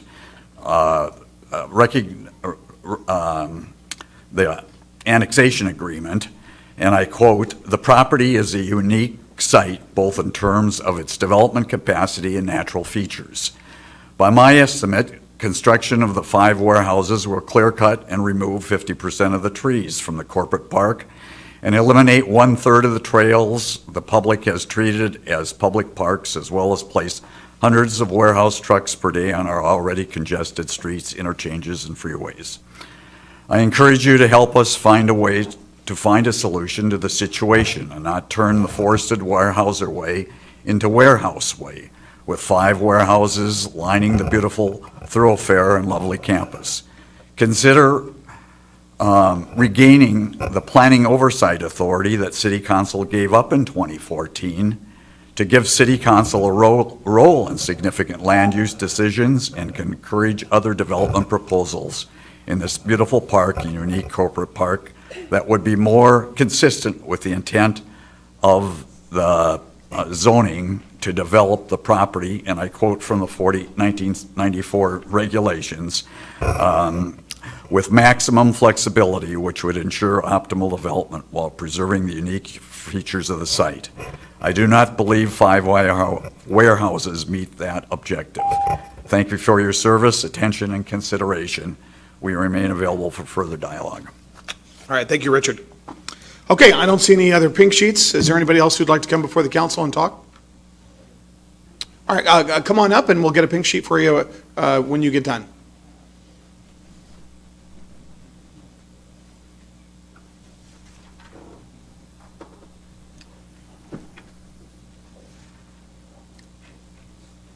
And just please tell us your first and last name. I'm Zell. I really wasn't going to speak, but this bothers me. I still sleep outside, and I'm okay sleeping outside for the most part. But a lack of an apology for people who have their lives altered bothers me. I don't have to come here. I'm not technically a resident anywhere. I choose to come here because even after getting thrown out of another community, even though I attended city council with my daughter, I still have hope that some of y'all give a damn about people of color.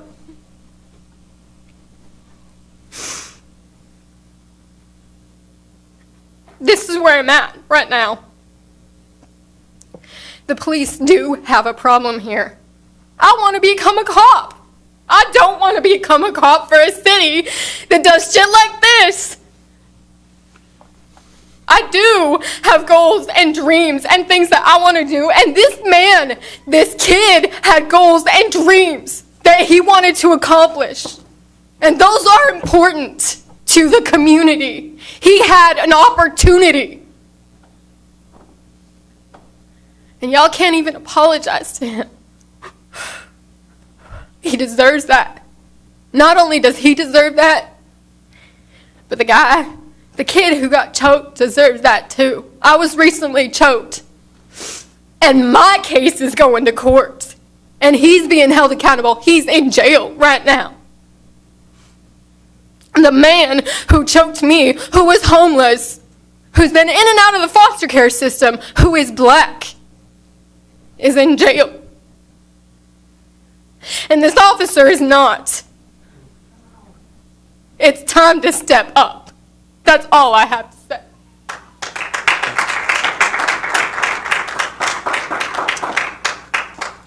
Oh, Tim, can you give her the pink sheet? Thank you very much. I see you.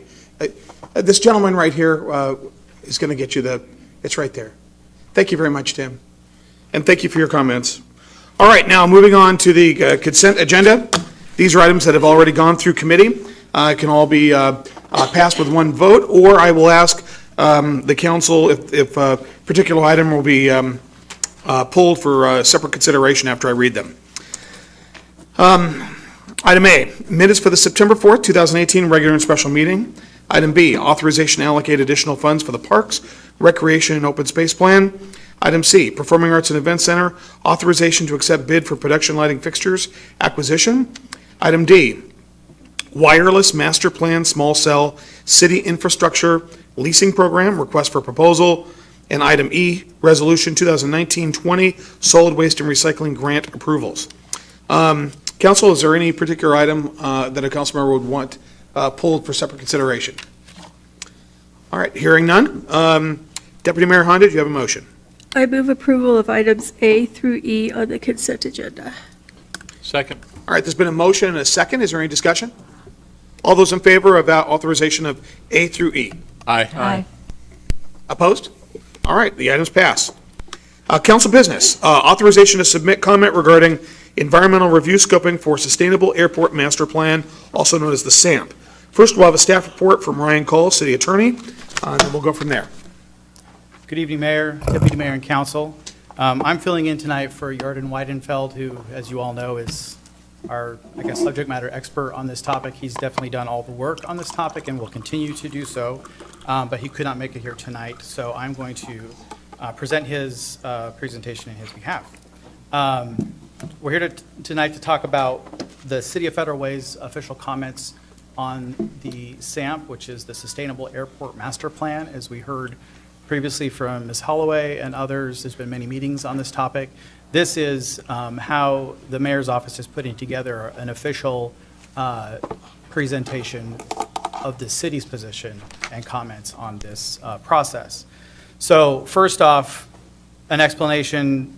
I don't think we really need it, but I'll just go through it, of what the SAMP is. It is the Sustainable Airport Master Plan. That is the acronym for the expansion of the airport to meet future capacity needs.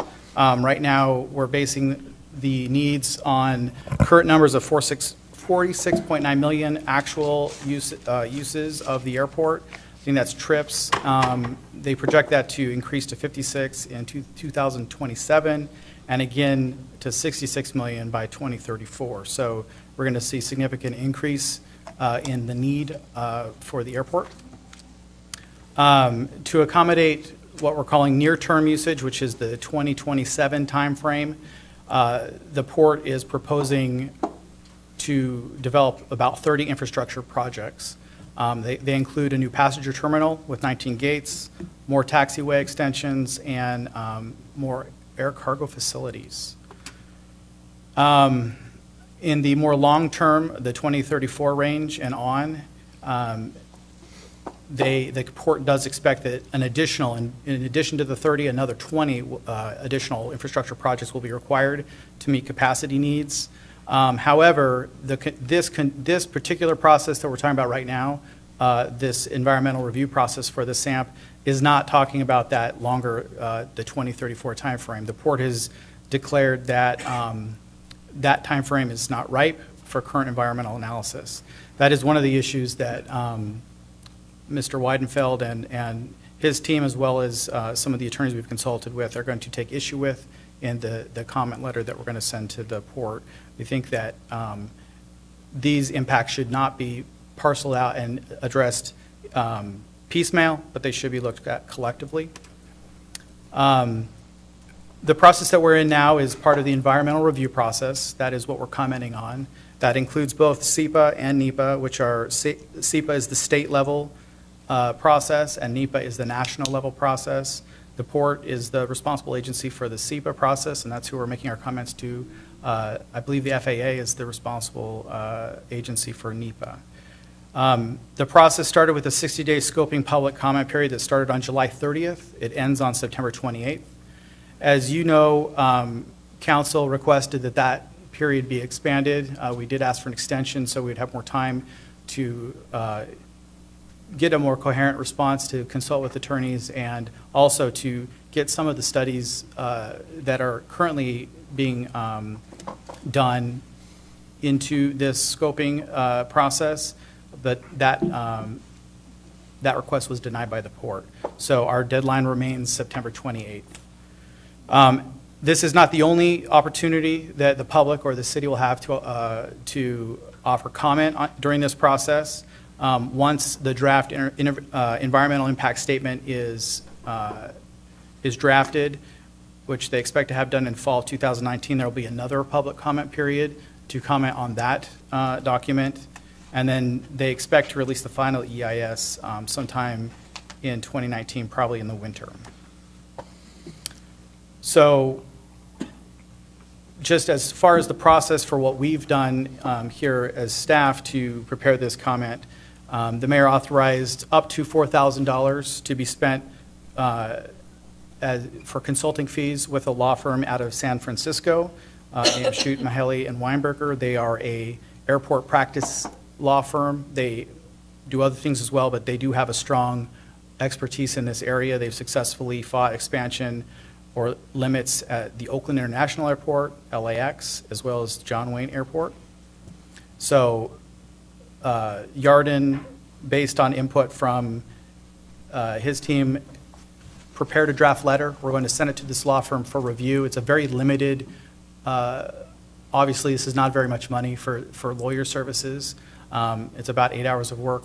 We're not necessarily going to spend all of that money, but they have up to 8 hours to offer their comments on our comment letter. Basically, we're looking for some of their expertise on where we should focus our arguments and how to express them. The full draft scoping comment letter is in the packet that was added. I believe it was emailed to you as well. That's attachment 1. We do want to point out that we haven't got the comments back from the law firm yet. We do intend to add those comments after this meeting, but we do expect them to be consistent with the draft letter. So as far as the actual substance of the comments, if you look in your packet, Mr. Weidenfeld provided a memorandum, and on page 2, they're laid out, and I'm just going to list the general topics. 1, the need to evaluate alternatives to massive expansion plans. The need to scope together with other projects foreseen in the future or that have already gone through environmental review, so cumulative effects are analyzed instead of that piecemeal kind of approach that we're fighting. The need to evaluate results of other studies, such as the University of Washington study on ultrafine particulates, State of Washington Department of Commerce study on community impacts of airport operations, and the Puget Sound Regional Council Regional Aviation Baseline Study. We'd like to include the need to look at relevant impacts of past actions, such as the third runway, and of expected changes such as Next Gen, which is the new air traffic control system. Need to evaluate all impacts of noise, including details on how single event noise will be evaluated, or SEL, not just DNL, which is an acronym for the day-night average sound level, because people do not experience average noise by each aircraft. So we're taking issue with the basic methodology that they're using to measure noise. The need to look at noise as not only a nuisance, but also as a health issue that affects quality of life. The need to look at airplane pollution, including all studies that show connection with respiratory and other illness, and include nitrogen oxides, fine particles, and ultrafine particulates. The need to consider all feasible mitigation measures and feasible alternatives that will help communities such as changing glide slope, changing flight paths, and changing flight schedules to mitigate noise and other impacts. And the need to look at environmental justice, in other words, looking at the disproportionate negative impact that the airport has on those cities south of the airport. So those are the basic themes of the letter.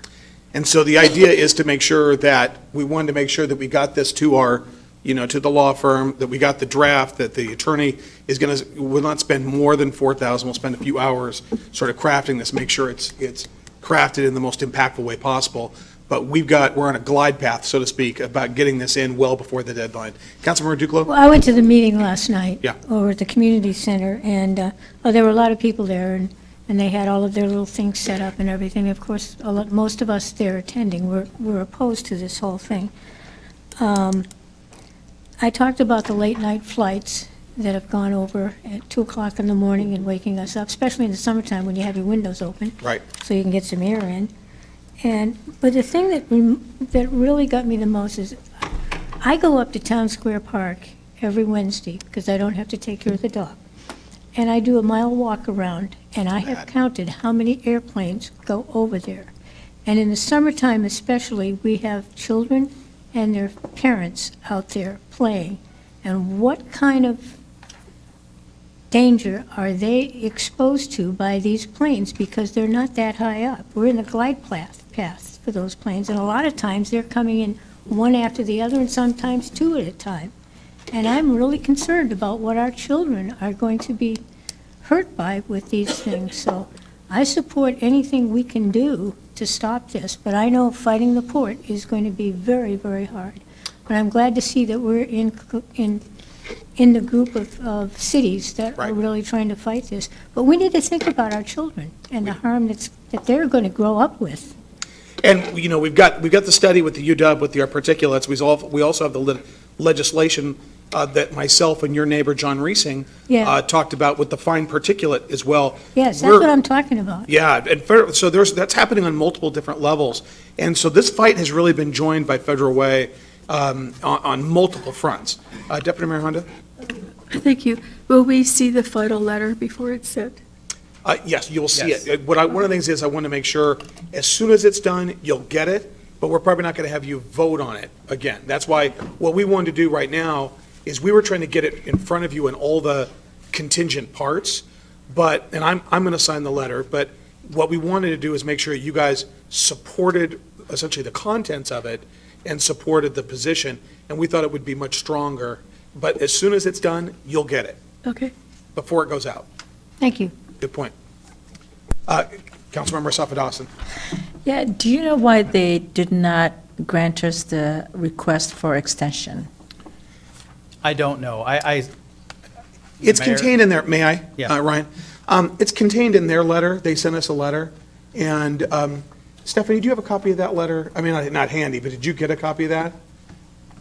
Does anybody, it seems to me, It was sent out. I think we sent it out. I don't remember if I think Yarden sent it out. Yeah. Yarden's out on he's out on a religious holiday today. September 5th? Yeah, I can't, is that the one that says no? Yeah, so they basically say all those reasons. We'll send you that letter again. And it says, essentially what they're saying is, there are a lot of different opportunities for public comment, and I think actually Deanie's got it right here, I think she's gonna walk it back to you. Essentially what they're saying is, there's been a lot of opportunity for public comment, and, They don't want more. and they don't want more, but I don't wanna. And there will be future opportunities for Yeah. comment, I'm sure is their point. Thank you very much, Deanie. And it's a good point. Thank you very much. When we bring that up, we should make sure that, that we put that they did give us a detailed letter. Yes. Councilmember Safa-Dawson, was there anything else? Okay. Council, anything else on this? All right, Deputy Mayor Honda. Thank you. I move to authorize the mayor to submit on behalf of the City of Federal Way comments on scoping for environmental review of the Port of Seattle Sustainable Airport Master Plan, as described in the presented staff report, and as modified to incorporate the upcoming comments of the consulting law firm. Second. All right, there's been a motion and a second. Is there any discussion? All those in favor? Aye. Opposed? All right, matter passes unanimously. Thank you very much, Ryan, and thank you to Yarden, wherever you are tonight, for all the work you put into this. And thanks for all the folks that have provided input. Okay, now we've got Christine Mullen, our Street Systems Project Manager on item B, Military Road South and South 298th Street Compact Roundabout Project Bid Award. Good evening. As the Mayor said, I'm here tonight to discuss the bid award for the Military and 298th Compact Roundabout Project. The question before you tonight is, should the council award this project to the lowest responsible bidder? And just for anybody who's not familiar with the project, this project is to put in a compact roundabout at the intersection of 298th and Military. It puts a little bit of sidewalk on each of the corners, add some illumination, and ADA ramps.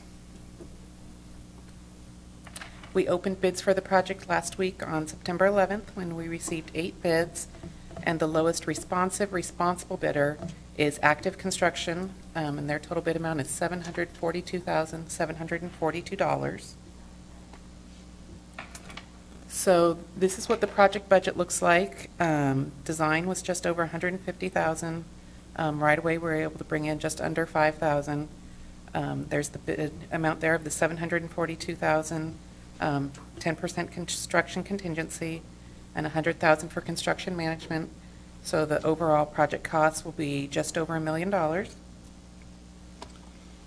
The funding available for this project, we have a federal HSIP grant for $803,000. We have budgeted city funds that are REIT funds of $80,000. And for this project, we will need a 2018 budget adjustment that will transfer $200,000 in funds from our project on South 356th Street.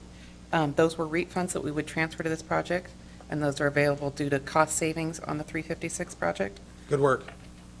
Yes. And so with that, we would have a available budget for this project of $1,083,000, which would give us a balance of $11,700. So the options for consideration are to award the military and 298th Compact Roundabout project to Active Construction Incorporated, the lowest responsible bidder, in the amount of $742,742, and approve a 10% contingency for a total amount of $817,016.20, and also authorize the transfer of the $200,000 from the 356 project to the military and 298th project, and then authorize the mayor to execute the contract. The second option is to reject all of the bids and direct staff to rebid the project. All right. Deputy Mayor Hondo, do you have a question? I do. Will this roundabout be, will the center be flat so that trucks and school buses drive over it? Right, it will be, yes. Thank you. Also, will you have big signs that say, cars entering from the left have the right of the way? You bet. How big would you like? Huge, huge. Thank you.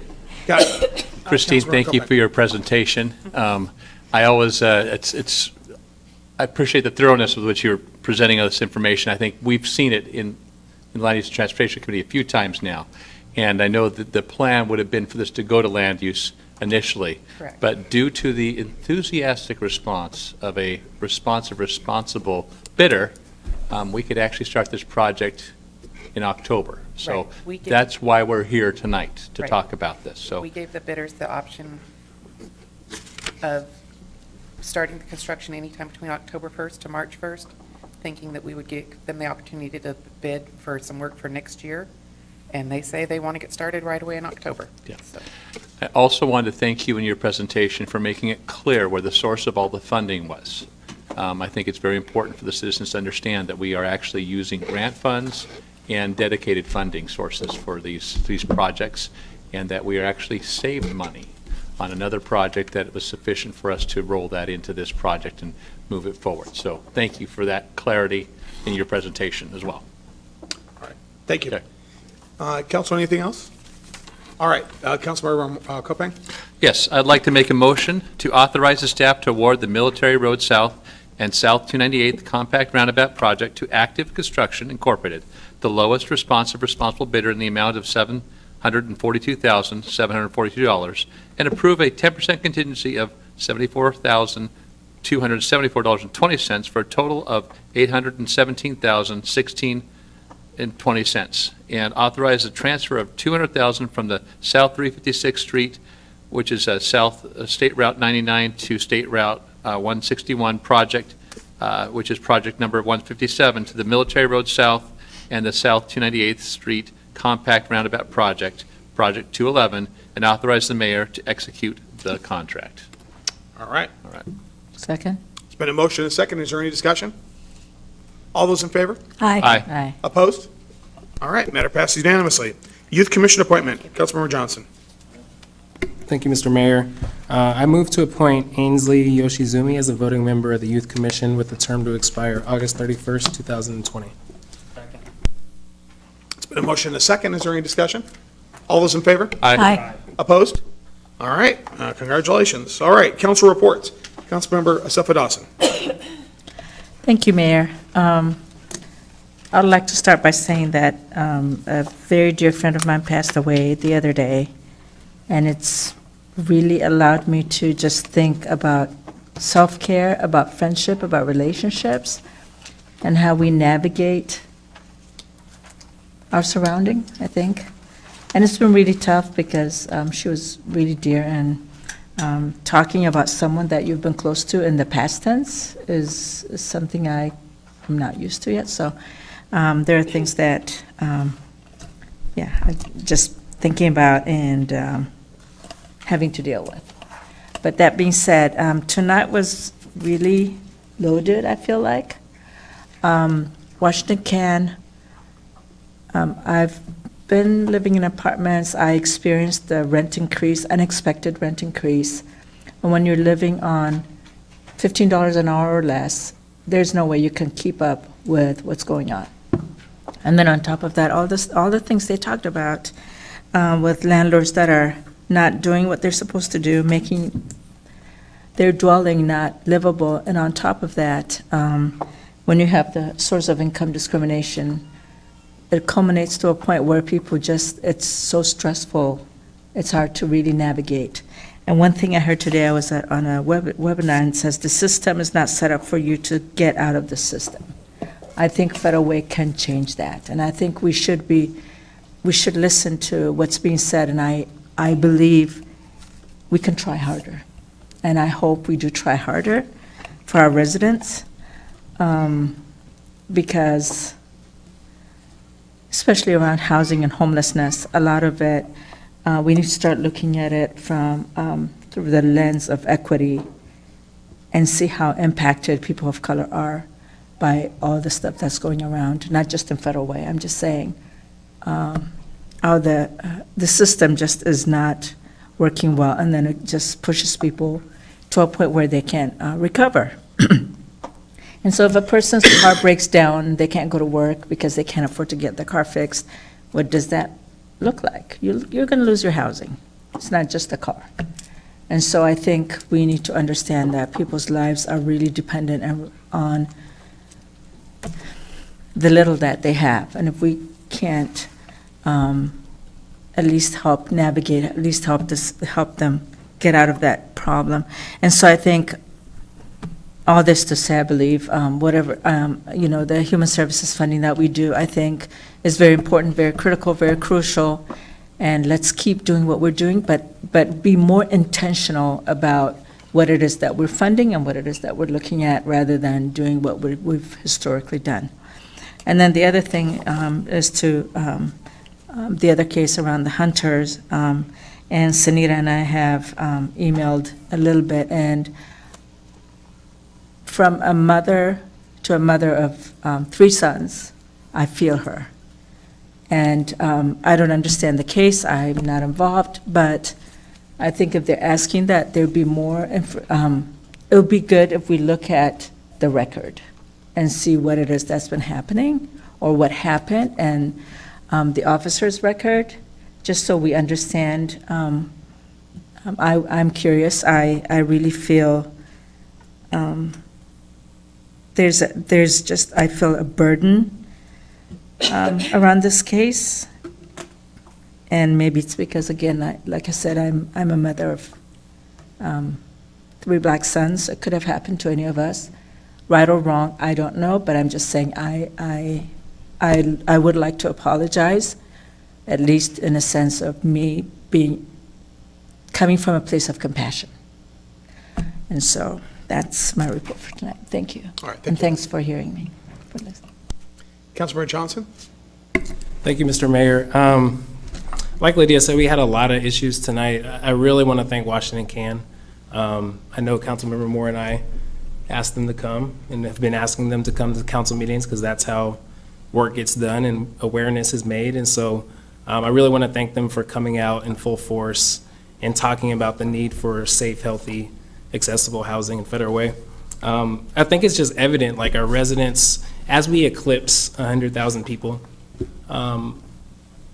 I think the circumstances are more important now than ever to make sure that we have housing that's not substandard. And so in doing some of the research, we have 118 apartments and multifamily homes that are built before 1975 in Federal Way. That just means that we have a lot of work to do to make sure that they are standard houses and that our landlords are protecting their residents. So we are working on this issue. I know it's going to come up pretty soon, and we'll continue to look at it.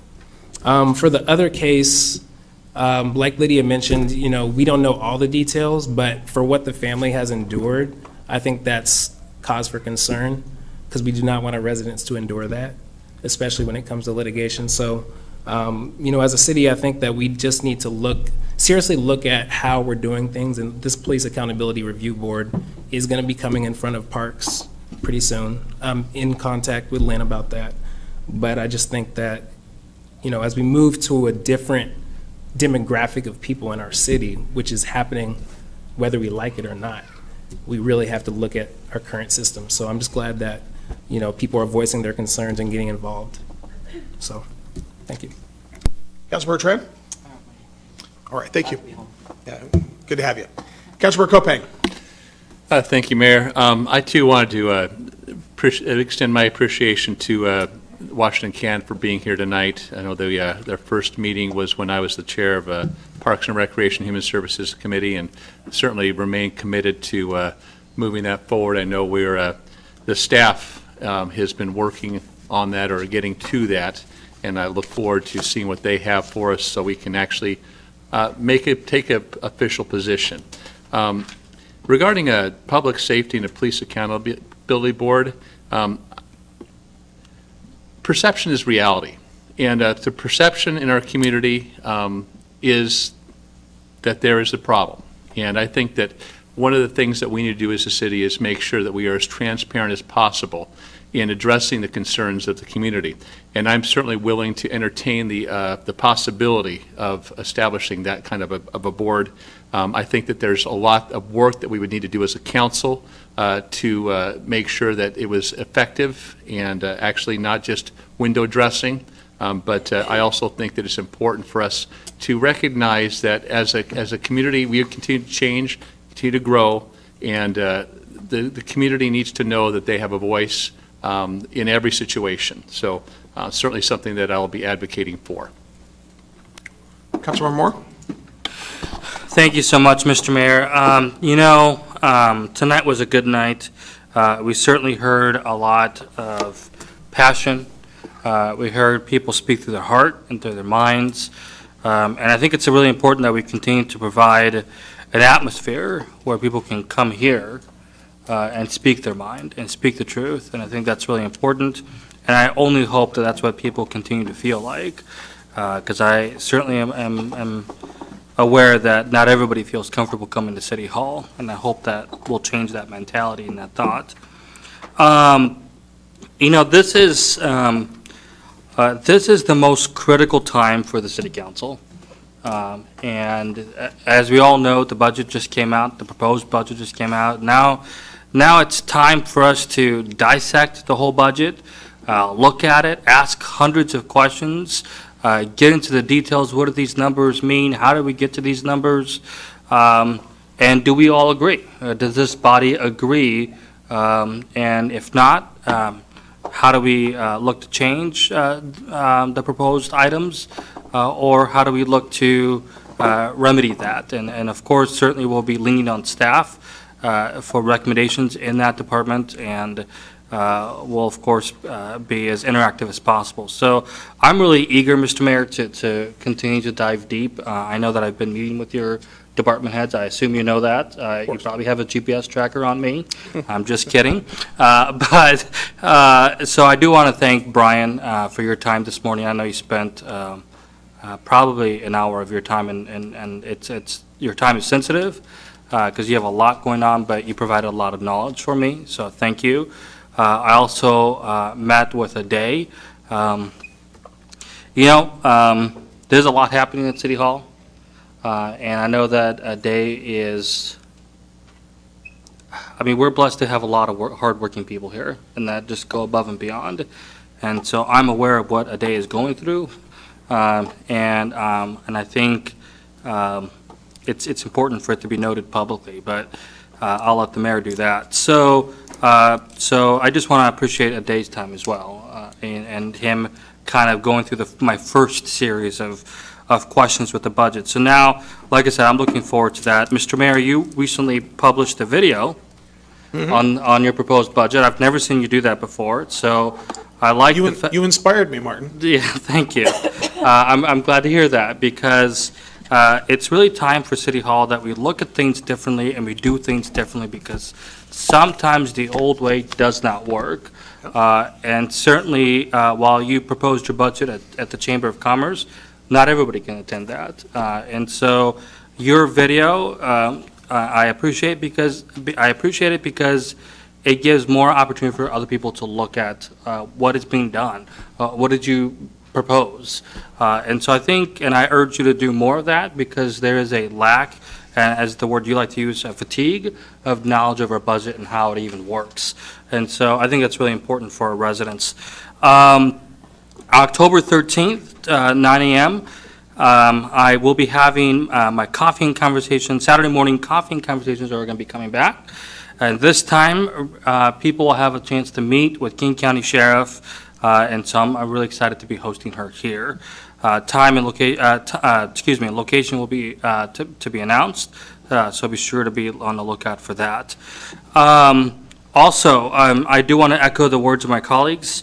I am incredibly, and I think I see Mary Fierke in the back. Mary Fierke, to my colleagues, she used to be my piano teacher back, actually no, when I played my tuba, she would be my accompanist back in the, I think, Decatur High School years. And so she has an incredible heart and passion for our community, I know. So I really appreciate Washington Can for being here. It's really important that we walk towards action. I think our policies and our ordinances and our codes are good codes, but they always need tweaking, and I think that's part of life. They always need tweaking, and they need to be constantly readjusted, because as my colleague said, we have an ever-so-changing community. And so I'm here to say that we need an ordinance, and as Councilmember Johnson said, we've been working on that. That'll be coming through, because what we have doesn't work. I think the intentions are good, but it's not enough. And so we need something to hold slumlords accountable. If they've signed up to be a landlord, they've got to take responsibility and make sure that everybody has a quality of life, because it's the job of every citizen to be a hardworking citizen, which means provide for their families. Well, they may not be able to provide for their families because they're having to fight someone in court because they had mold. And so our ordinances and our codes may just not be enough. And so I have talked to Brian. I know that he's trying really hard to do what he can to work. And I know that there's challenges that prohibit us from thinking outside the box, but, we need to. And so I'm going to challenge this body to really look into the supporting of this ordinance. And I know that the mayor and his staff will make sure that it works together. Lastly, the Hunter case. I have emailed the mayor and the deputy mayor requesting that the council, we as a body, review the case again and ask those questions again together. I think it's really important, so I am requesting for that to happen, and I know it's my second time doing so. And the other thing is that I think in our public safety committee, we really should be reviewing a police review board and seeing how that's gonna work. So I think, and I'm hopeful that our public safety committee will address that, seeing how the majority of the membership is saying, let's review this and let's look into this. So I'm requesting to see that the next agenda for our committee. So thank you, Mr. Mayor. I'm going to end my report. Thank you. Councilmember Duclos. Well, I second some of what he said there on that. I think that's a good idea.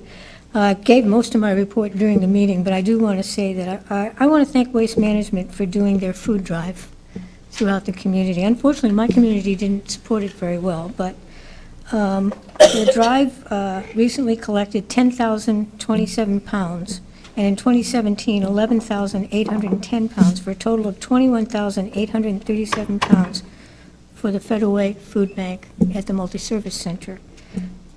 And I think that's a great community, and I want to thank everybody that did participate in it. And next year, I'm going to go down on everybody in my community and knock on their door and say, you forgot to look at this, and get it out there. Again, the meeting last night was good, but we really, on the airport and stuff, and I think we really need to be in there fighting for our community, because I really know that it's going to hurt our young children. They're going to grow up with this. I'm older, I don't have that much longer, and it's okay. But I want our kids to grow up in a safe and healthy environment like Federal Way was when I first came here. And I'm not kidding, when I do my 1 mile walk up there, I count on both hands the number of jets that go over. And in the summertime, that place is full of parents and children playing on things. And these are young children that are breathing that stuff. So I'm behind us and everything that we can do on this. I know we're fighting a big agency, but we have to stand up for our citizens. Thank you. Thank you. All right, Deputy Mayor Honda. Thank you. It's 9:25. That's exciting. Yeah. Councilmember Duclos, I hope that you have many, many more years, that your life isn't over soon. I want to announce that the Seattle King County Health Clinic will be open this Thursday, September 20th to Sunday, September 23rd at the Seattle Center. This is a volunteer clinic that's held once a year, and it provides free dental and vision and medical care to the underserved populations in King County. They have a Facebook page. If you're interested, you can call the King County Board of Health in Seattle if you're interested. Usually there are long lines to get service, and you can get tickets, which will give you time to come back. They serve thousands of people over the 4 days of this. It's in a new location this year, which is this Seattle Center, and I would encourage anyone who needs dental, vision, or medical care and is unable to get that, to please try to get up to Seattle to get this care on this weekend. It happens once a year. It's for anyone in King County. The King County Board of Health meets on Thursday, and we will have 3 public hearings this week. Our first public hearing will be on providing a model tobacco-free parks policy. As the Board of Health, we've discussed this for the last year. Most cities and most county parks are already tobacco-free, and this would actually put more language into a policy that would encourage more cities. That there are some cities that do not have tobacco-free parks to have tobacco-free parks, so that when you go to a park, you don't have to be around smoke, which is not healthy. Our next public hearing is on the unsheltered homeless public health disaster for the benefit of the health, well-being, and survival of unsheltered people throughout King County. This is something we've been discussing for about 3 or 4 months. One of our board members is a public health doctor, and we have unsheltered people who die on the streets of Seattle and on the streets of King County. And every month there's a report that's created on who passed away and where they passed away and what they passed away from. So we would like to hear from people throughout the county on their thoughts about what we can do more for the homeless. And the third public hearing on Thursday will be a new one. We have not discussed this before, and it is going to be related to disclosing information on health risks related to firearms. and that should be really interesting. Not sure what we're going to be covering on that. So this starts at 1:30 at the King County Courthouse. It's on Channel 22 if you have cable TV.